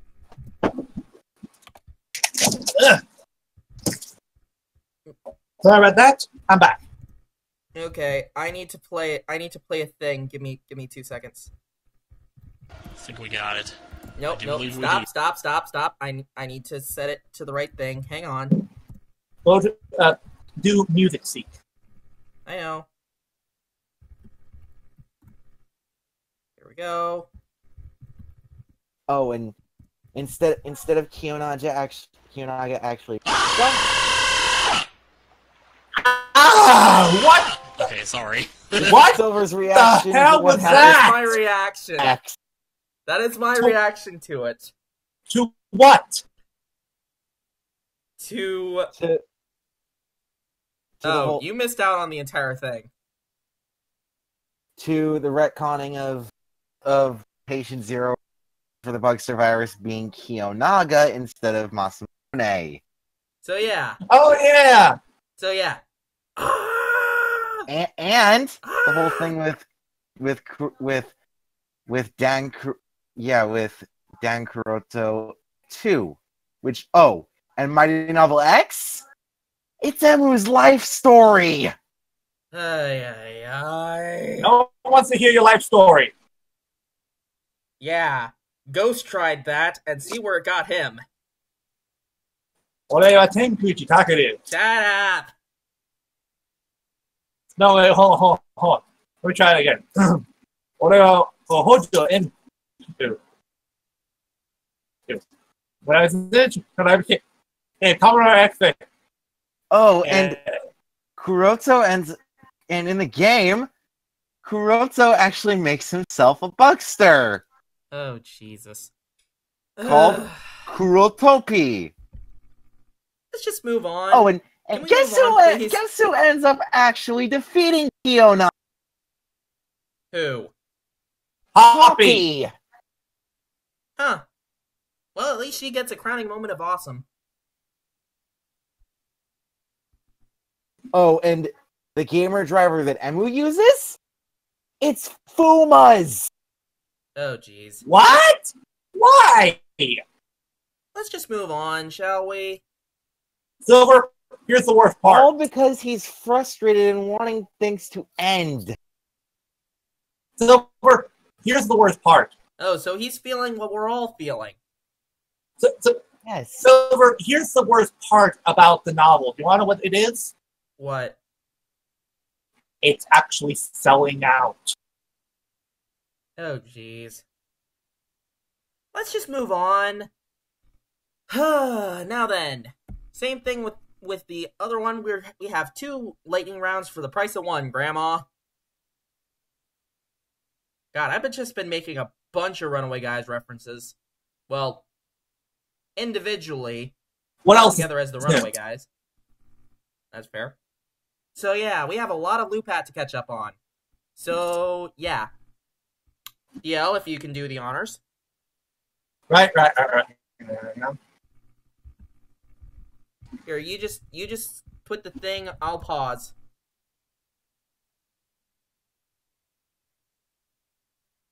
You can just scroll up. I know. That's what I'm doing.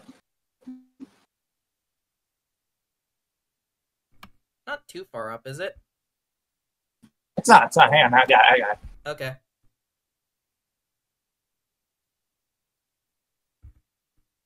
There we go. Go ahead and seek. Hold on. I think something went wrong. What do you mean? Hang on. I'm trying to get to you. Oh, because you typed it. Ah.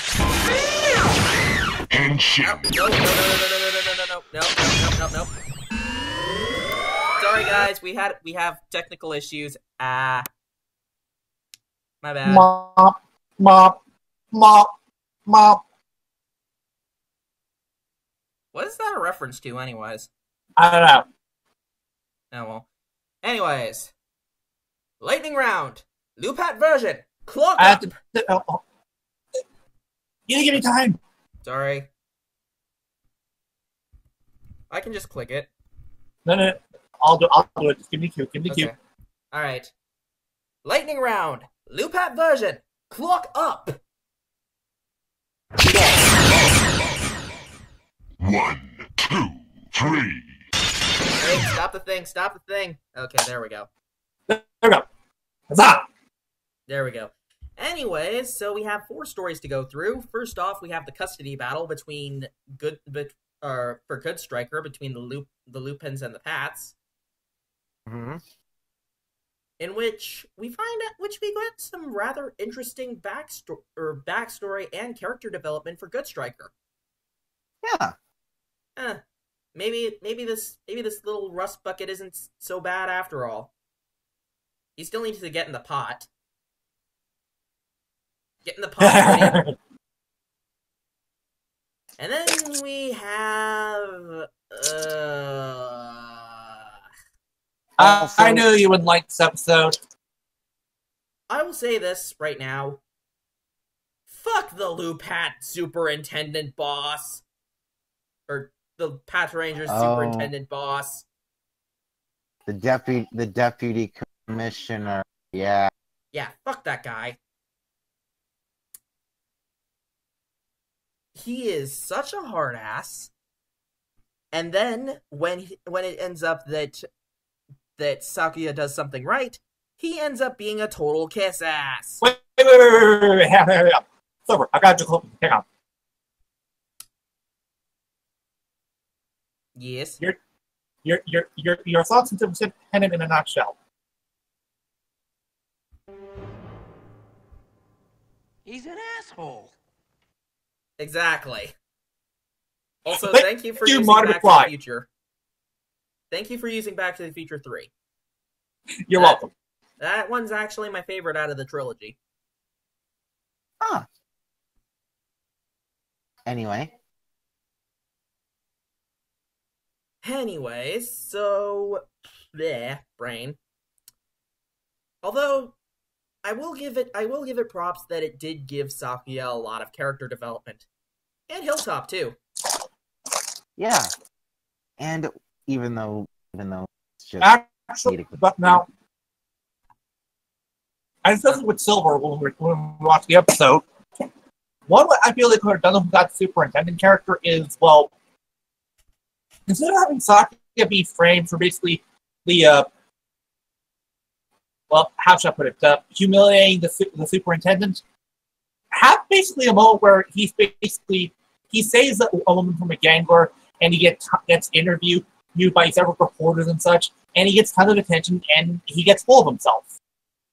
The Battleraizers that was all basically put him on suspension, to basically get him to realize that reputation isn't everything, and it's about the people, not the fame and the glory. Mm-hmm. Exactly.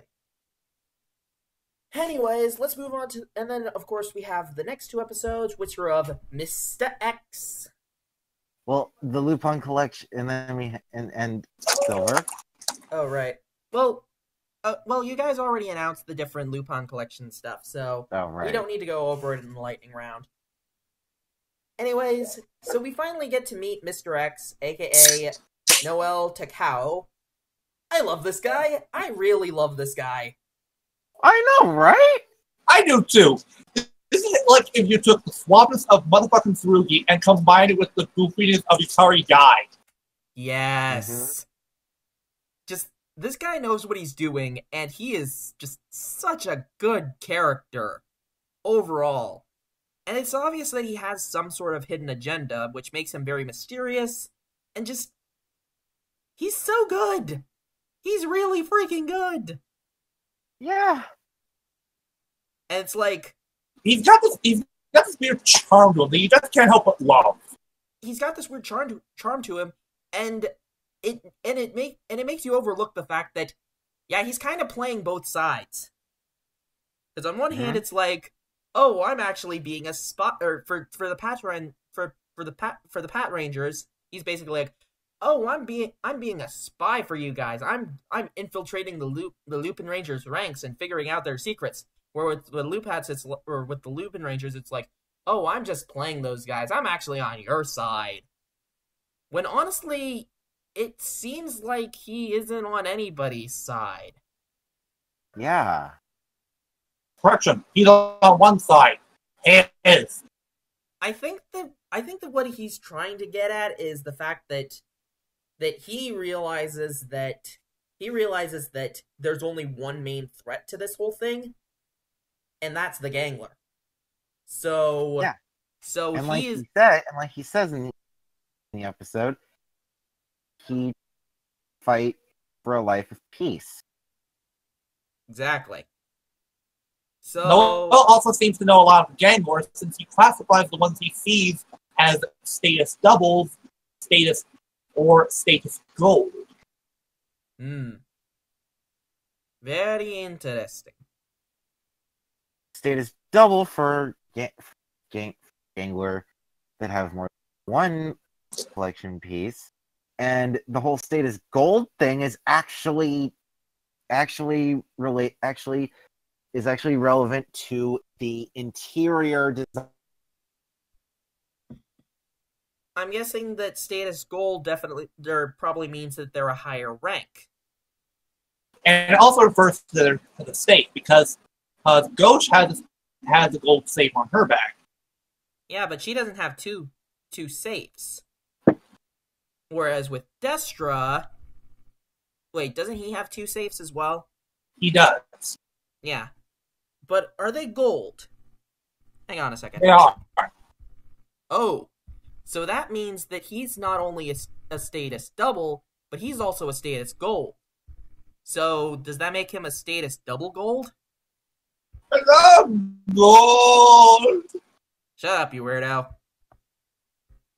It's not the right response. I don't care.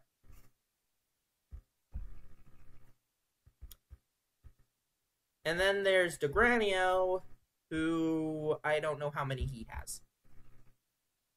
I think he just has 1, so he's just a status gold.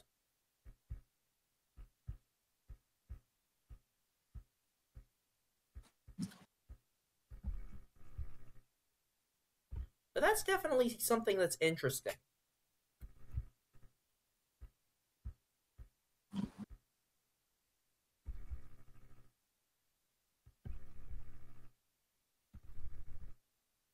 Also, I like the fact that Lupin X's belt buckle is actually the transformation device, or not the transformation device, is actually the decoding device, compared to it just being, well, the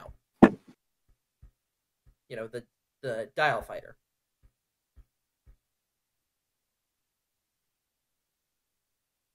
Right? Yeah, on the subject of Mr. X, I like the suits, not a fan of the changing.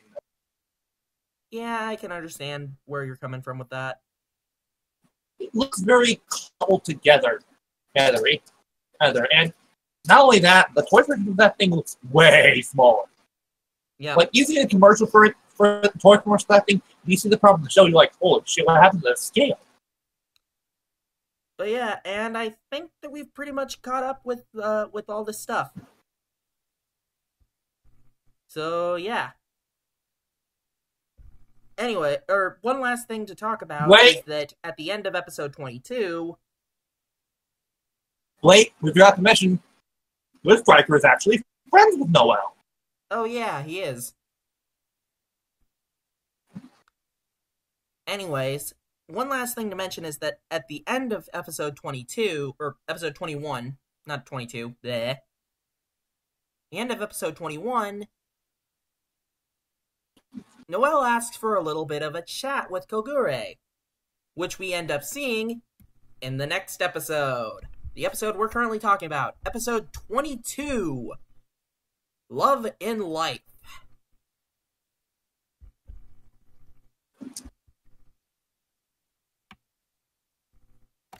So, do we want to talk about this? What what kind of life? The Lifetime Network? The Game of Life? I don't know.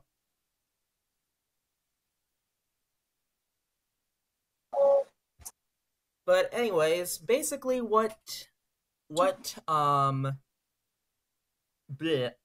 ends up asking for is actually a piece of the Lupin collection, which is known as, what's it known as?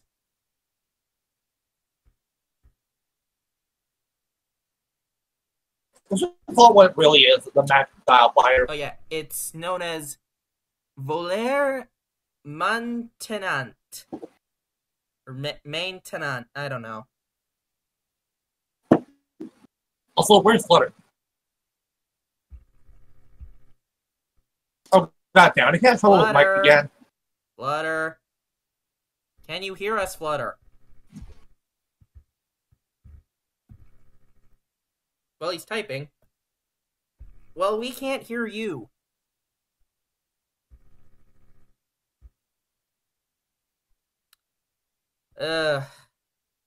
Discord, why do you do this to us? It's not Discord, it's Flutter. Oh, there you go. There we go. And yeah, it's the Lupin. Yeah, the Lupin collection piece is Voler Maintenant, or Fly Now. Interesting. Even though actually the Magic Dial Fighter, which means that, which means Shut up, you weirdo. Shut up, you weirdo. Which also means that the Lupin Rangers have one thing that the Pato Rangers surely lack. Zeppelin! Is it made of lead? God damn it. You knew I had to make the joke. Yes, I know. Although, I'm wondering what's so magic about it. Good point. Oh, it's magic. You know. God damn it. Anyway, and this is also the first time that we've seen Kogure actually take a Lupin collection from his book instead of put one into it. I have a feeling this is the only time this has happened. Yeah. Well, this is the only time that we've seen it in the series. Yeah, exactly. Yeah. Now, this is one thing that's a bit confusing to me, is the fact that they say that the Lupin collection isn't optimized for human use. So, wait, how is it that the Gangler are able to use it? Why is it that they're only able to be used by Gangler? Well, actually, Silver, it was revealed a couple episodes when Noel was first introduced that he was the one that optimized that he assisted in the optimization of the Lupin collection. Yes, but at the same time, that means that initially they weren't able to be used by humans. Then who the hell used them? Could it be that Austin Lupin himself was the Gangler? I don't even know. Or helped or supported the Ganger? We don't know. Anyways, moving on. So the Pato Rangers end up getting some food at Bistro Gerard. Seems to be their favorite place to eat nowadays. In which the Lupin Rangers are officially, quote unquote, introduced to Noel. Mm-hmm. So yeah. Yeah, but of course they've already met him, and of course when Sakuya shows some interest in Umika, Noel decides, I'm going to help you. By playing Cupid. Gee, this won't bite him in the ass. For the warning, it does. It does. It does. Also, it basically, the ship is at a will they, won't they basis at the moment. Hey, jeez. Noel, I know you're from France, but do you really have to act all French and stuff? And do the whole French thing of courtly love? It's a trope, Silver. Just go with it. Yes, I know, but at the same time, it's like... And what? Yeah. But at the same time, you do realize what happens when you make courtly love, when you approve of courtly love, right? You end up what happened to Lancelot, and you don't want what happened to Lancelot. What, did he die? Well, no, but he collapsed an entire kingdom around him. All because of all because he was having an affair with King Arthur's wife. What? And apparently in the first story that featured Lancelot, that was actually okay. Rather than, adultery being a bad thing. This was during medieval times, Silver. I know, but at the same time, I just can't help it. Deal about that EXE stop for Deal about that EXE stop for Oh, God. Deal about that EXE stop for G. Moving on. Yeah, Queen Guinevere is who you were referring to. Exactly. Deal about that EXE stop for Can you please reboot? Get a hold of yourself, DL.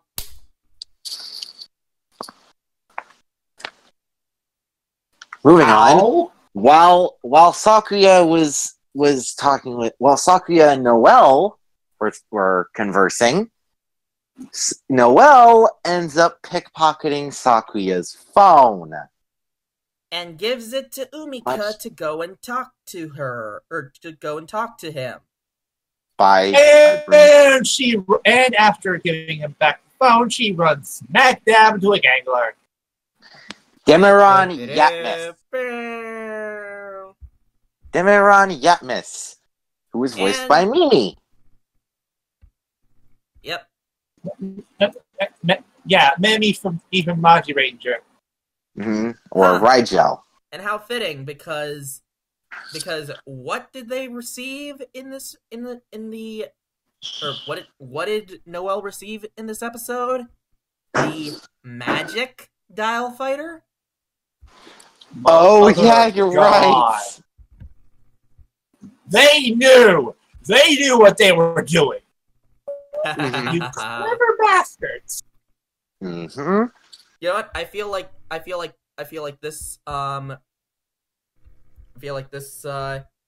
on, let me find the clip. But I believe that this is.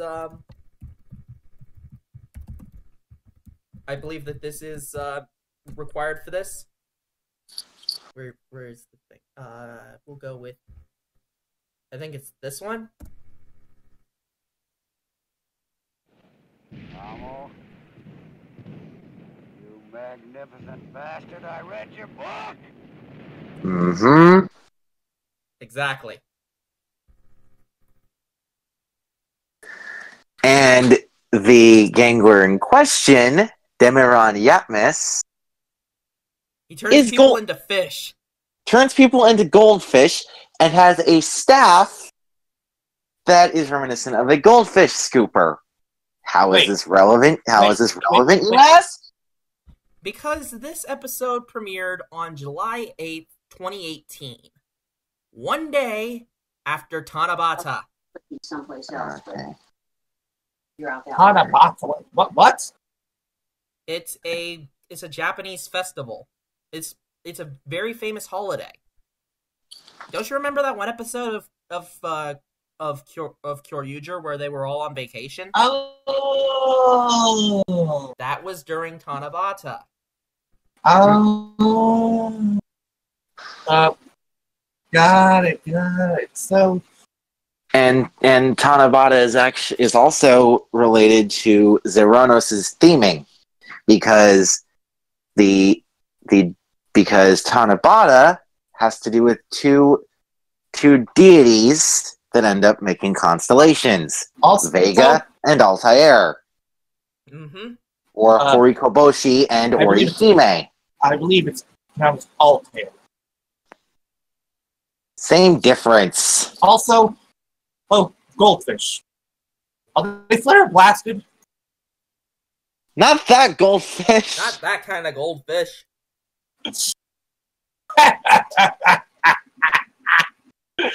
Thank you. I'll be here all night.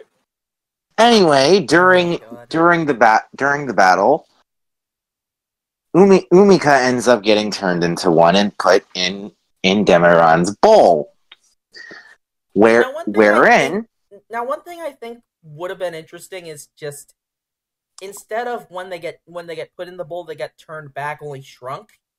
It would have been interesting if she stayed as a goldfish the rest of the episode. Maybe, but the thing is, Silver, they're not really turned to goldfish. They really just turn into like flower versions of goldfish. Here we guys. Now, one thing that I do have to wonder is, if they come out of the bowl, do they transform back into goldfish? I don't think they can get out of the bowl. Well, what if the guy turns it upside down and they fall out, or kind of like turns the bowl upside down, shake, shake, shake, and they fall out of the bowl? Good question.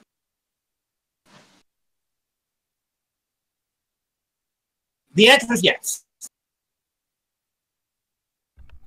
The answer is yes, they do turn into goldfish? The answer is yes. Where exactly? Okay, then. Just simply the answer is yes. Let's go up against. Anyway, so Sakuya is obviously upset about this. Noel is also upset about this because, it's kind of his fault. It's all Noel's fault. Okay, so you can get closer. Okay, now the lamp. Flutter, you didn't mute your mic. Okay, good. He muted his mic. Yeah. Anyways, so yeah. So Sakuya is upset and is trying to find Umika. Noel's upset because it's kind of his fault. And now everybody's looking for this guy. In which Noel and Sakuya have actually a rather nice moment together. Yeah. Because while Noel is new to the team, Sakuya mainly is the rookie. And so... Yeah. And honestly, I like this episode for another reason. It's not just for the development of Sakuya. It shows that Noel is flawed. He's a pretty cool guy, but he has flaws. And they don't really show that until later on in the series. But here, they basically showed it 2 episodes after his debut. He's the Sixth Ranger, but he isn't perfect. Honestly, that's really good. They flesh him out really early as a character, not just as a plot device. Toei, you're learning. Granted, there's still more we don't know about him, but right now there isn't really a need to know that. I'm going to say this right now. Lupad is probably the best series that we've gotten thus far. Like, ever since Go Busters. This is probably the greatest Sentai that we have gotten so far. I love this series so much. And at first, on paper, this sounds like a disaster. 2 Sentai teams in 1 series, 2 different Red Senshi, and she comforts as robbers? This sounds like a recipe for disaster. And yet, no! And yet, even after the first few episodes where we were kind of like, this is gonna suck, isn't it? It still has done really well. And while the series does kind of have a bit more on the Lupin side rather than the Patron side, both teams have gotten quite a bit of development. Yeah, the Battleraizers still get their moments in sunshine. And yeah, this series is really good. Just yes, all of my yes. Let me see if I can check who the writer is. Let's check. Come here. Hang on. Media. Written by Naruhisa Orikawa? Holy shit! This guy wrote for several Sentai series. He's written for Zhu Ranger, Dai Ranger, Jetamon, and Silver. He wrote for Gokaiger. Oh, now it all makes sense. Now it all makes sense. This is a man who knows Sentai inside and out.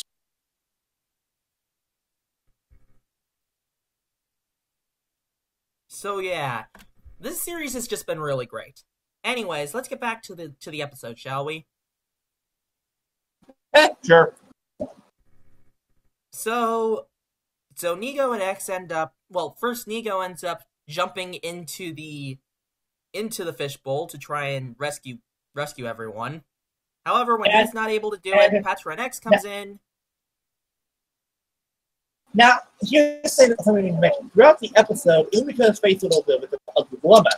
There are several people who are asking for help over and over, and she could, except she'd run the risk of revealing her secret identity. Yeah. There is one minor issue I do have with this whole thing, is the fact that while it is justified, it kind of puts the whole women in refrigerators trope. Not really. Umika's not really hurt. She's basically stuck in a rock and a hard place. Yeah, but at the same time, does she help out after everything is said and done? Not really. She stays unmorphed throughout the entire episode. I mean, that much is true, but I won't be too harsh on it. But you get what I mean in this whole thing. That I think I do. She doesn't really do much this episode, and she's treated more as an item, which kind of is a detriment to her character. True.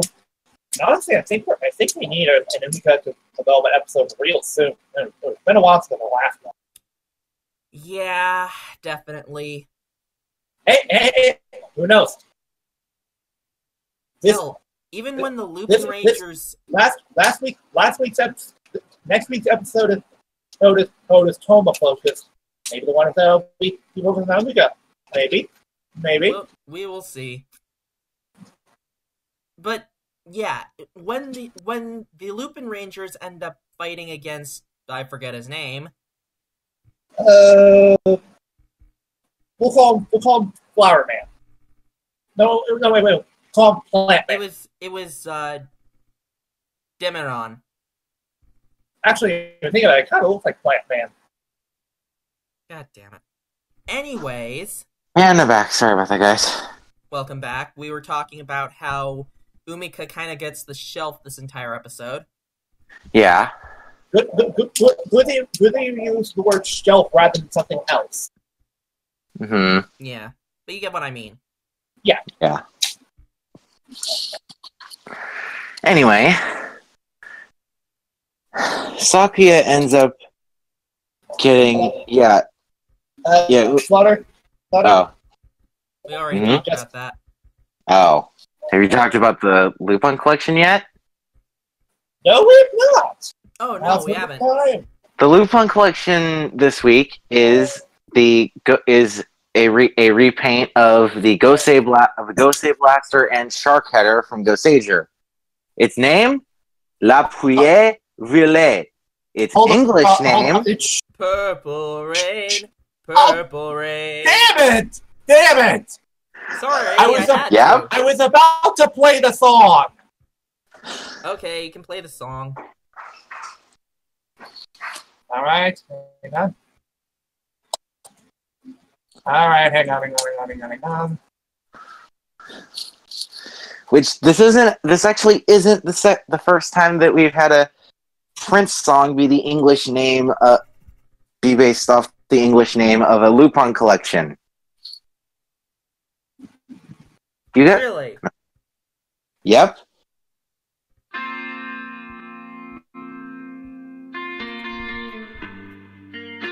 Wait, are we playing the entire song? Well, I wasn't sure what part to play. I don't know the song by hand, song by heart.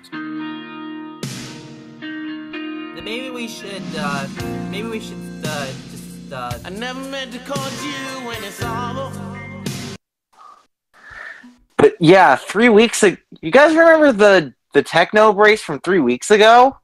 Yeah. Its English name is inspired by the Prince song Endorphin Machine. Huh. It's weird how all these Lupin collections are named after songs. It's strange. Yeah. It fits Well, it fits, and it also shows that Japan enjoys Western music. Just like we enjoy Western music from them. Yeah, what goes around comes around. Mm-hmm. Yep. Yep, because like you can pretty much find all of them that have some reference to music. Mm-hmm.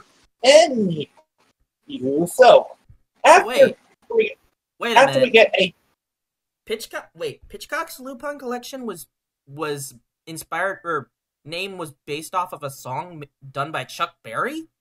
Okay. Yep. I did not know that.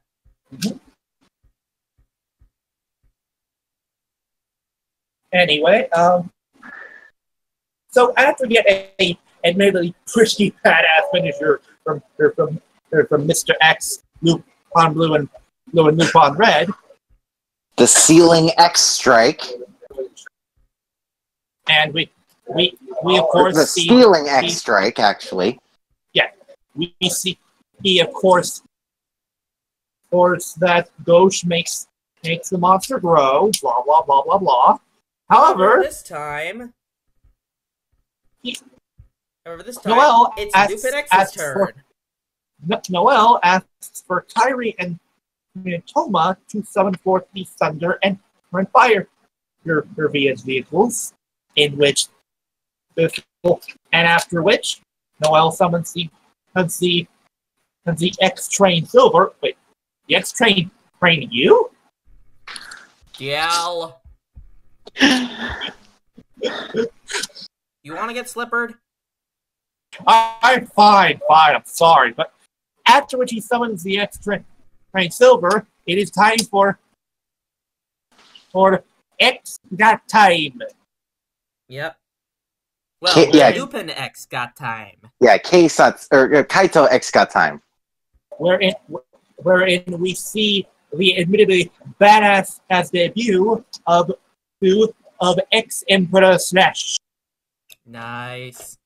And then, But of course, he has a second form, which is X Emperor Gunner.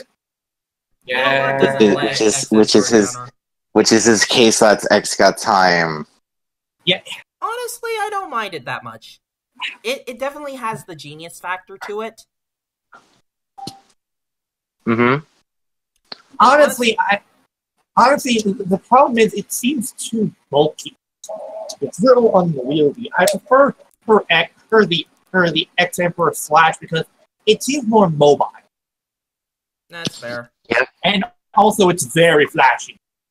Yeah. It is indeed a very flashy. Anyways, so Destra ends up summoning a snapping turtle. That I like the head better. Anyways, Destra ends up summoning a snapping turtle to fight, but it's quickly taken care of by the power of Machine Gun. And also, Hey, wait. Just Hey, wait. I am heavy weapons gun, and this is my weapon.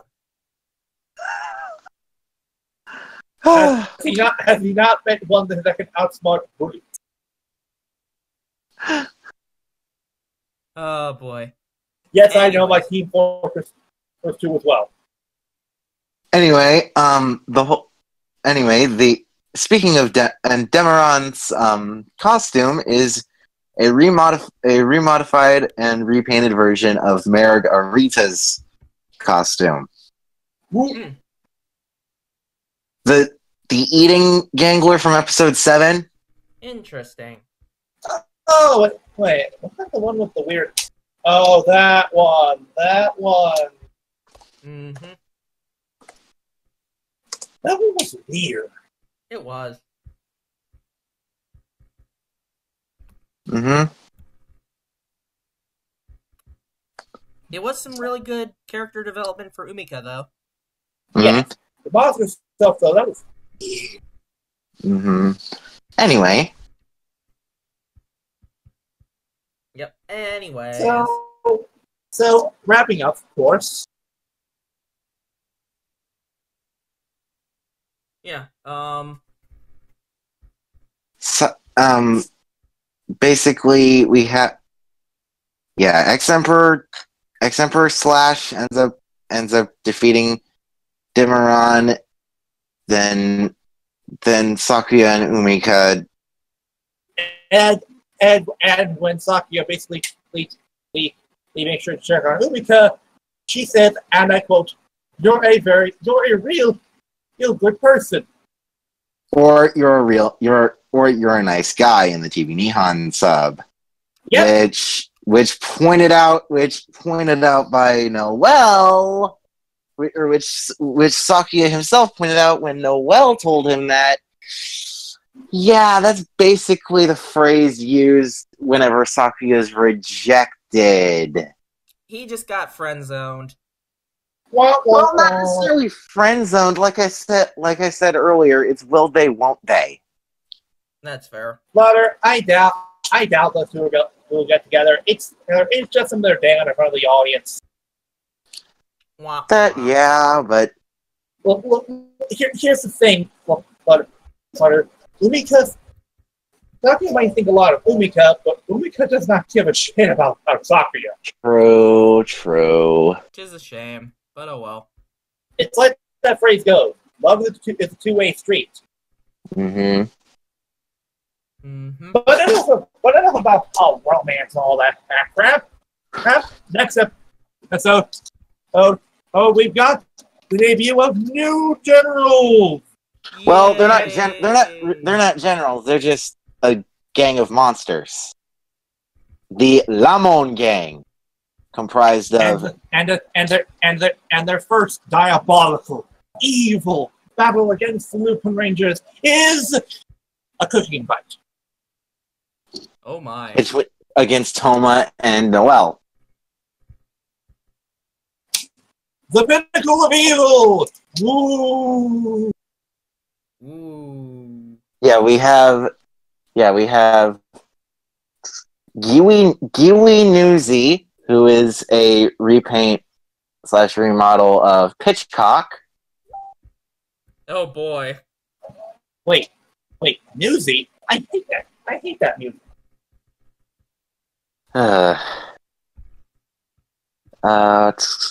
Let me. You didn't even get the reference, did you? Yes, I do. Yes.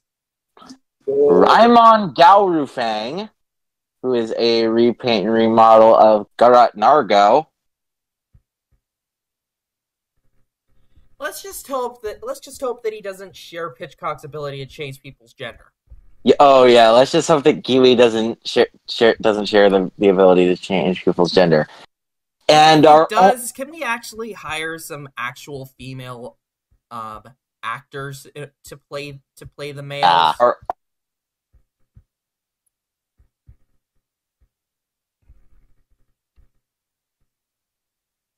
Guys, which one is that? Remember the bowl. Oh yeah.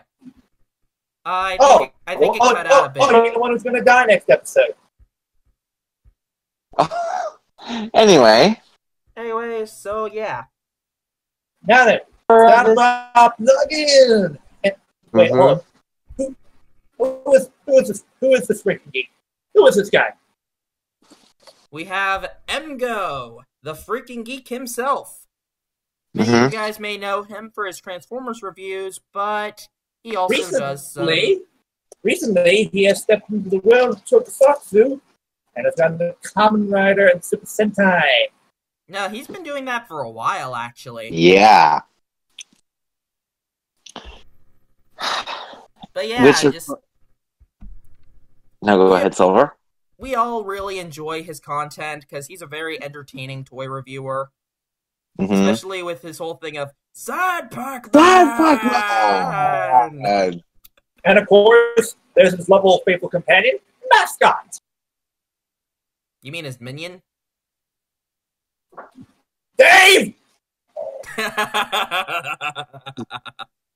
Never call him a minion. He is far better than those stupid yellow annoyances. Oh.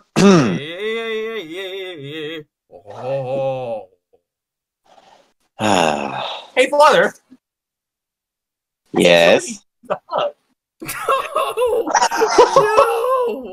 No. No hug. I'm good. I'll be good. Too late. No. Ow.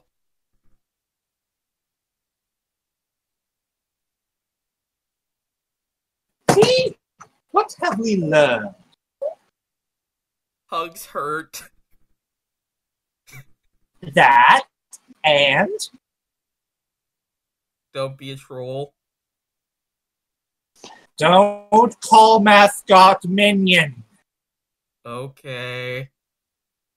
Anyways, go check this guy out if you haven't already, because he's pretty cool. And in particular, be sure to watch the Mascot reviews that are on his channel. They're hilarious. Anyways, shall we move on to the weekly topic? Yes, let's. Alright, so this week's weekly topic, since we weren't able to cover it when Noel first showed up, we're going to be covering the Sixth Ranger reveals. Basically, whenever they show up. Now, something I do want to bring up before we go over all of this, I've noticed that when it comes to Sixth Rangers, there are 3 different forms of the reveal. The first one that shows up, which started with Mirai, is the antagonistic Sixth Ranger. Where the Sixth Ranger ends up being a bad guy, and then ends up turning to being a good guy, and etc. Yeah. Of course, this isn't exclusive to just Sixth Rangers, as the Go Riders also followed this trope. Exactly. The second one that shows up, which showed up with Toe, and kind of is the rarest of them, is the character that gets their powers, that shows up and then gets their powers. I believe this shows up with Ko, Boken Silver, and, what's his face? Tokyo Rokugo. And then the last one is the mysterious, which is done most often, is the mysterious ranger who helps out the characters in their finest, or in their most needed hour. So you say that they show up to light their darkest hour. Yeah, basically. People who the characters that fall into this are would be Gosei Knight. Gosei Knight. The first one who did it was Mega Silver. Deca Break also did it, which Deca Break is amazing. Go on Gold, Go on Silver did this. Wait, hold on, Silver. I just realized there is a fourth trope with Six Rangers that you didn't really bring up.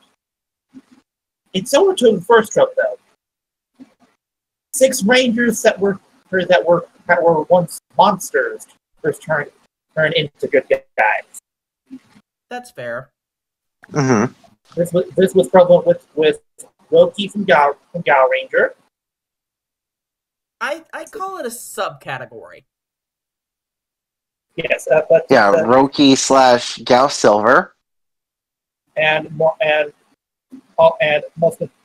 most recently, of course, The Gold. Yeah, that's what I was bringing up. Yes, thank you.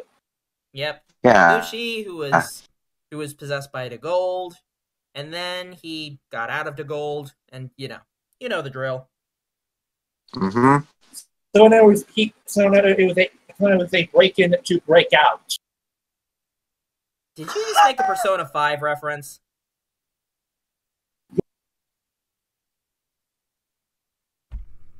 I think you just did. Yes, I did. Anyways. Wait a minute. Anyways, so yeah, let's just go through. Let's each pick 2 reveals that we really, really like, and go over those. Preferably one of each category of character showing up, of the character randomly showing up, the character being evil and then turning good, or the character getting their powers. I'm guessing that mainly we're going to be choosing ones from 1 and 3, since there's very rare cases where number 2 comes about. Mm-hmm. So if I may start with my first one. All right. I gotta go with my favorite Sixth Ranger here, and that would be Tetsu Aira, aka Deca Break.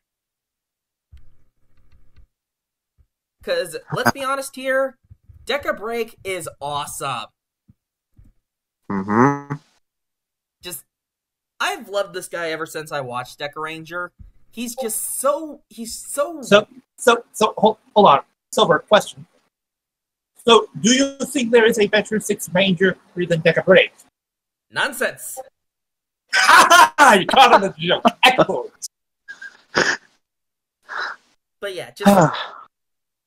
But yeah, Tetsu is just such a great character.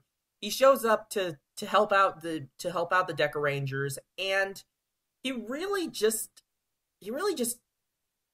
does really well. And especially just the fact that he learns to be a part of a team. And that really, really helps. He's just a great character overall. He's very well developed. And he just gets more and more badass as time goes on. As we saw when he showed up as when he ends up being the temporary head of freaking SPD for while Doggy Kruger was out of commission, and he does really well in that. Huh. Overall, Tetsu's a great character. Hands down. Also, he dresses in drag. That's weird. But also cool. Ahem. I said also cool. Good. I was gonna say, popcorn color black, thank you. Oh, whatever. I kind of regret revealing that to everyone. Anyway. Moving on. Fleur, what do you got? I'd have to say Lupat X for the first one. Do we want to count it? Yeah, you're right. Yeah, because... Too easy. Too easy. He is really good, but we've already talked about him quite a bit on the show. Mm-hmm. I actually... Let's go with Hikaru from Maji Ranger. Okay. Oh. Of course, there's the whole magic thing, but he acts as a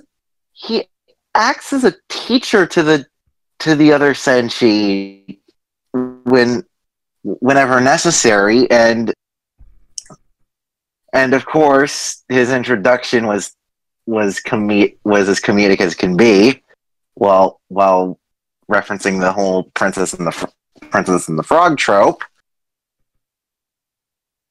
Mm-hmm. But wait, this is Princess and the Frog. Where's Dr. Facilier? Princess and the Frog. Thankfully, Hikaru is one of the few Senshi who are actually married. Oh yeah, he did get married to, was it Magic Urara. Blue? Yep, it was Urara. Okay. But, and of course, he was the first sixth Senshi to have a train mecha, Trevelyan. Oh yes. Trains. I like trains. In this case, it was a steam. In his case, was a steam engine. Huh. Does that mean that Noel's trying to copy off Hikaru?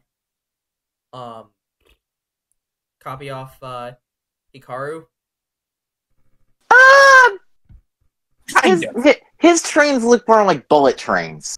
Yeah. That's fair. Since we even see some instances of him and Smokey working on the boiler whenever necessary, and the boiler.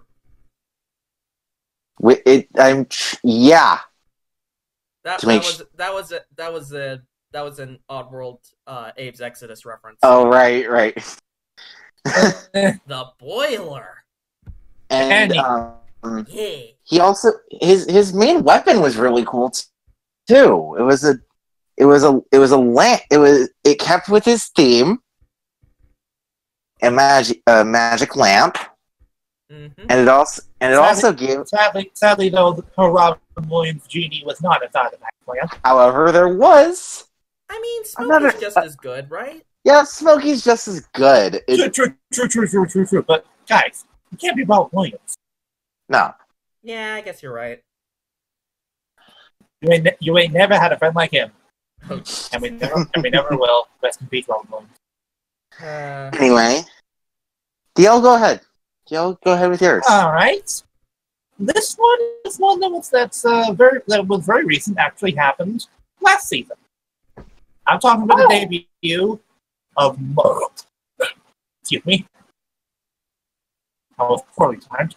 I'm talking about the debut of motherfucking Tsurugi. Indeed. It was, yes, very God mode-like, but when you basically understand his personality a bit more, you realize, yeah, it's perfectly in character. The man essentially chained into Ho-Oh Soldier with his badass theme playing in the background as he slices through several dark matter ships like they're nothing. Mm-hmm. And then proceeds to blow Marco up. That's fuck Marco. Mm-hmm. Exactly. And not only that, Tsurugi, he was interesting. He has a character as well. He was a bit cocky at first. When you understood him more, you kind of basically got why he acted that way. Mm-hmm.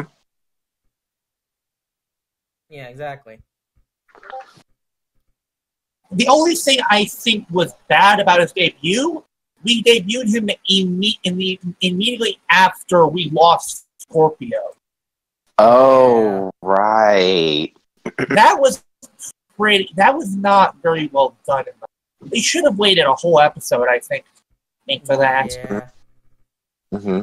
We could have had like a whole episode of them basically infiltrating the Argo, basically basically avoiding any traps and such like that, since it would make sense if that was the case, since, well, it's an ancient ship. Of course it's going to have fucking defense systems. Mm-hmm. Exactly. But no. We debuted in the same episode. Like Scorpio didn't even matter. To be fair, when it came down to it, Q Ranger kind of treated all of its villains as trash. Yeah. That much is true. That much is very, very true. As much as we are willing to defend Q Ranger and not call it the worst thing in the world, because it was still pretty bad. There was still issues with it. A lot of issues. Even if you have a favorite, even if you like a series, they're never perfect. Yeah. Exactly. Anyway, I guess Silver. It's back to me, and I realized that I kind of roped myself into a corner because I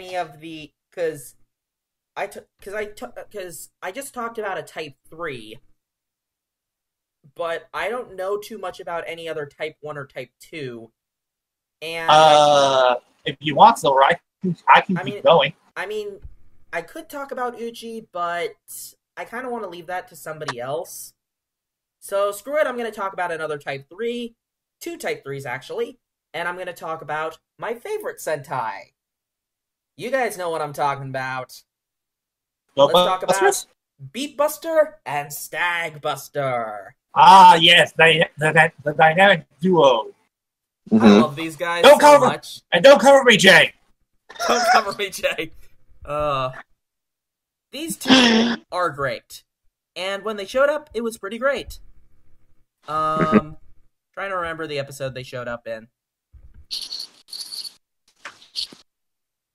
What was that noise? Oh, right. That was when Kuroki got kidnapped, and so they were trying to save him. Mm-hmm. And then to join the party. Oh wait, no. Right, it was after Kuroki was saved that the two of them ended up showing up. Mm-hmm. And then the two of them end up showing their stuff as Beatbuster and Stagbuster. And it's really good because we get to see them in action, we get to see their dynamic, and overall these two are just great. I know that we've kind of been like going beyond the reveal episode when talking about these 6 Rangers, but I feel like you at least brought them up. Yeah. But overall, Beatbuster and Stagbuster are great. They are an amazing dynamic duo that definitely work well off each other. Mm-hmm. With Jin being the level-headed yet very egotistical leader of the two, and Jay being, well, kind of a dumbass, but at the same time very lovable and comedic. Mm-hmm. I've passed your message on to Bananas. Oh my god, passed it to the Bananas. I'm talking to the Bananas right now. Also to reference a text review I did one time, I shall bring the past to Christmas.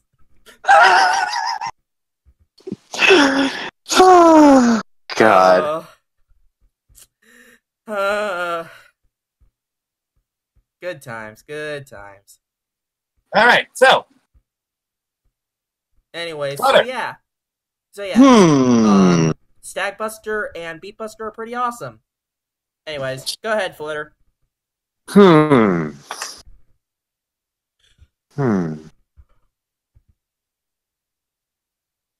I'll go with Dragon Ranger. Oh, right. Interesting choice. Mm-hmm. When he debuted, he as we all know, attacked all the Jew Rangers, and destroyed well, not necessarily destroyed Daijujin, but damaged it. And he's a very interesting. He has a very interesting backstory. Granted, he was the first sixth Senshi, since that was their mental period. And of course, that Bride pioneered involving sixth Senshi. He Senshi to die. Yeah. First of 3. Yep. Along with Avery Killer and Time Fire. Time Fire! And don't forget Masato Jin. Oh! Jay, I don't feel so good. No! Right. Why? I've noticed the pattern where we get really good characters with the first name Jin who end up dying later on in the series. Oh, so sad. So sad. Why did I do it? Silver? Answer. I am evil DL. I am evil DL. And he has a very interesting backstory. Yeah, Burai has a very interesting backstory. He's brothers with Tyranno Ranger. Oh yeah, forgot about that part. Yeah, and which I know what many are thinking. Yes, it's cliche, but the thing is, back in the day, this was pretty new. Yeah, his reasoning for revenge is that actually adoptive brothers, but whatever. What's the difference? Yeah, was that his adoptive father, the black, if I'm remembering, wait, let me double check his dad's name. Actually, I thought they were biological siblings.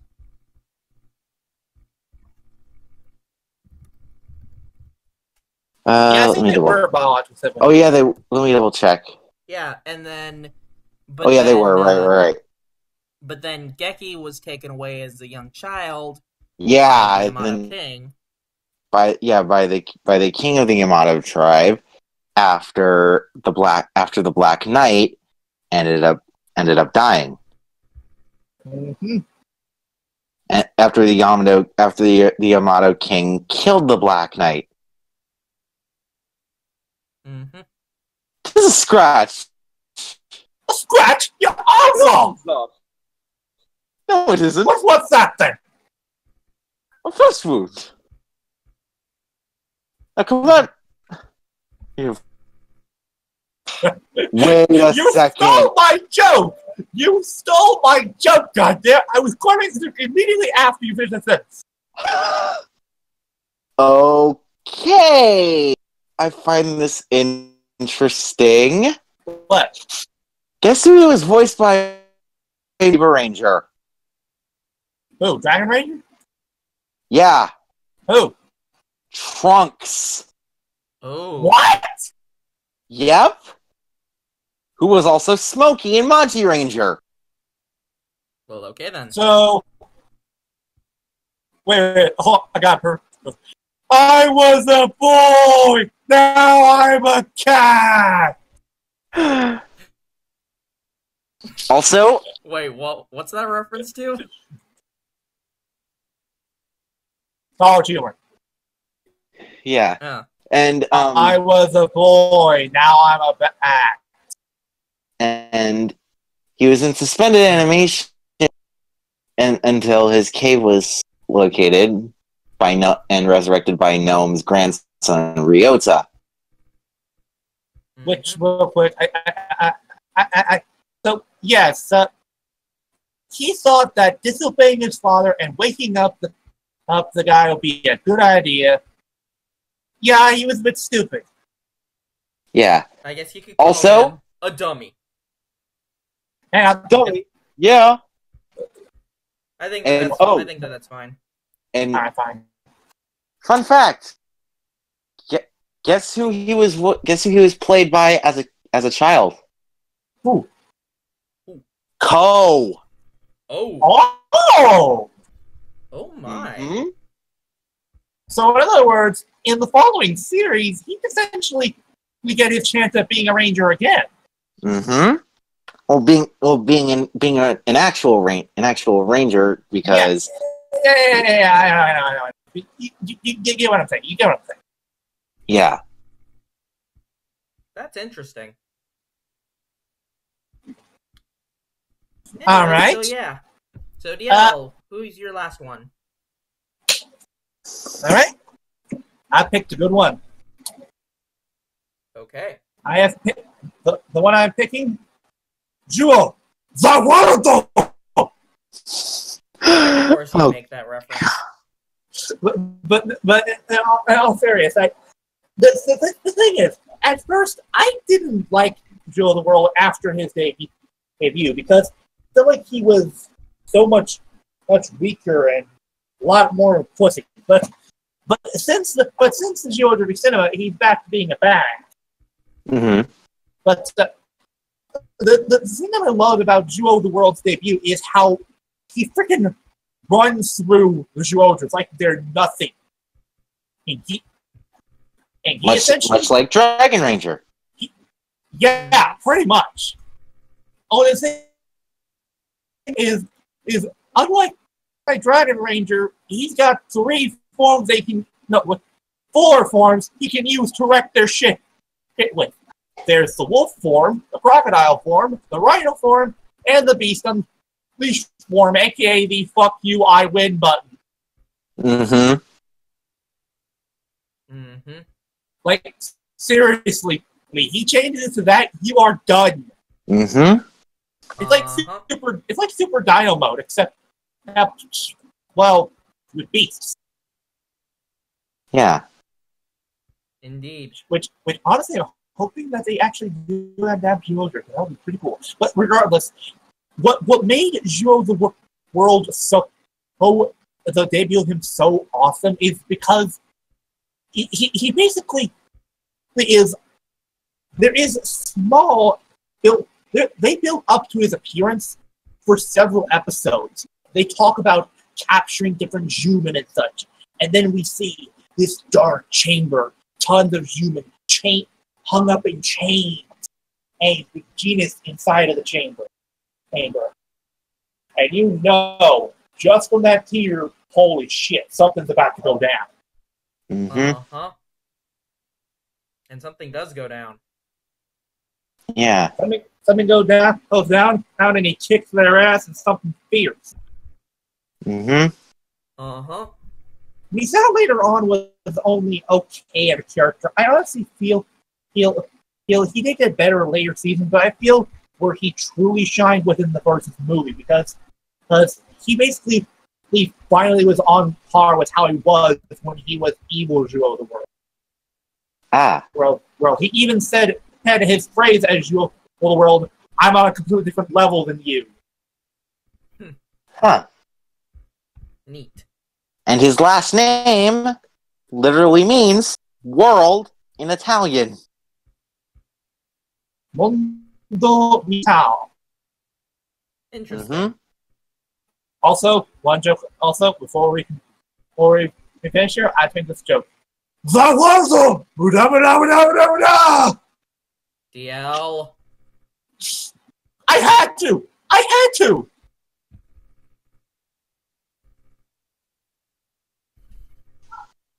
Let's just finish.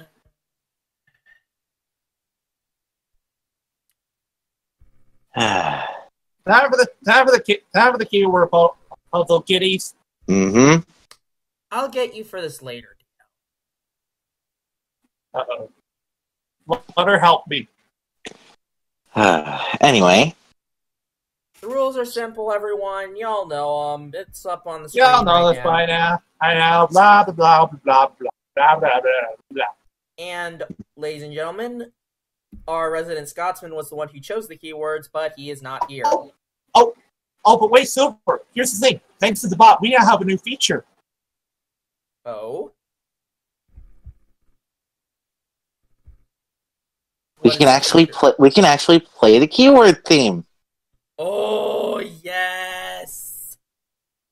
I have it ready. To quote Captain Picard, make it so.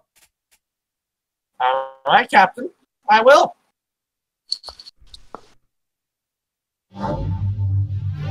Yes. Cancel. Anoka. 一つ目のキーワード。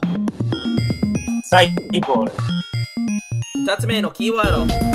パーマリ。最後のキーワード。There we have it. The keywords are cyborg, family, and equipment.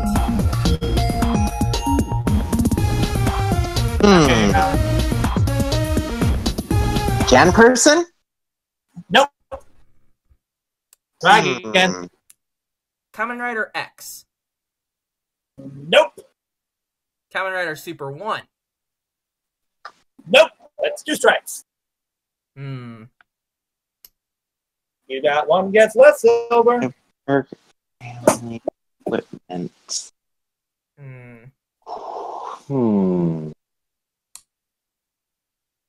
Keykider. I'm sorry, Silver. Wait, hang on. Let me find about the fun here. Hockhider?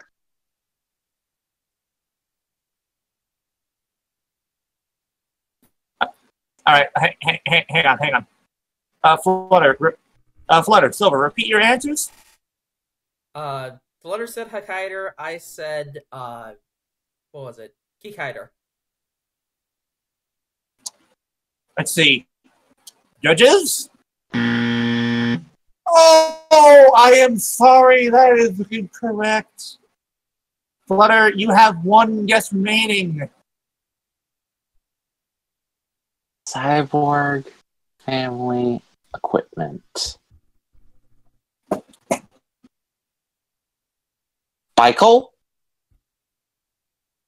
What'd you say? Bicol? What? From Winspector? Let's see. What's the final verdict? Oh, Flutter, I am sorry. That is not the correct answer. You all have given them 3 guesses. I'm sorry. Hey, children, you just lost the game.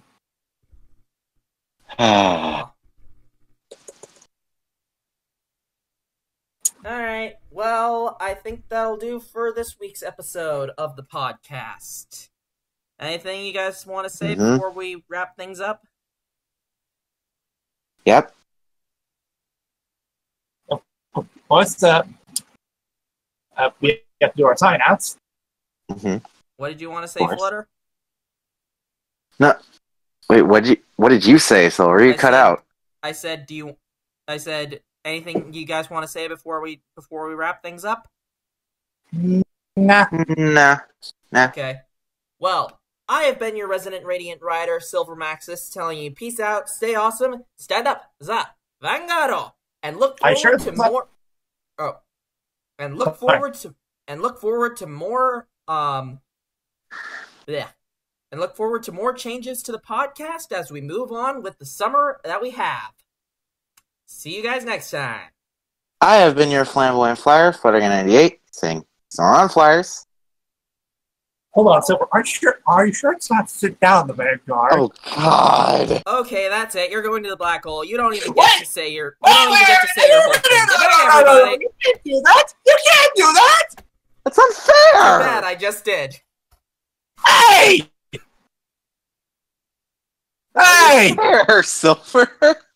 Fine, but I will get you back for this later.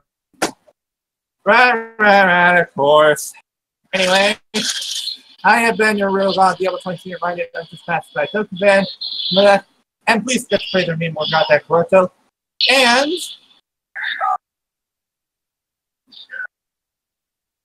you just need to make a button for it. Just send me a button for it, and then I will do the button.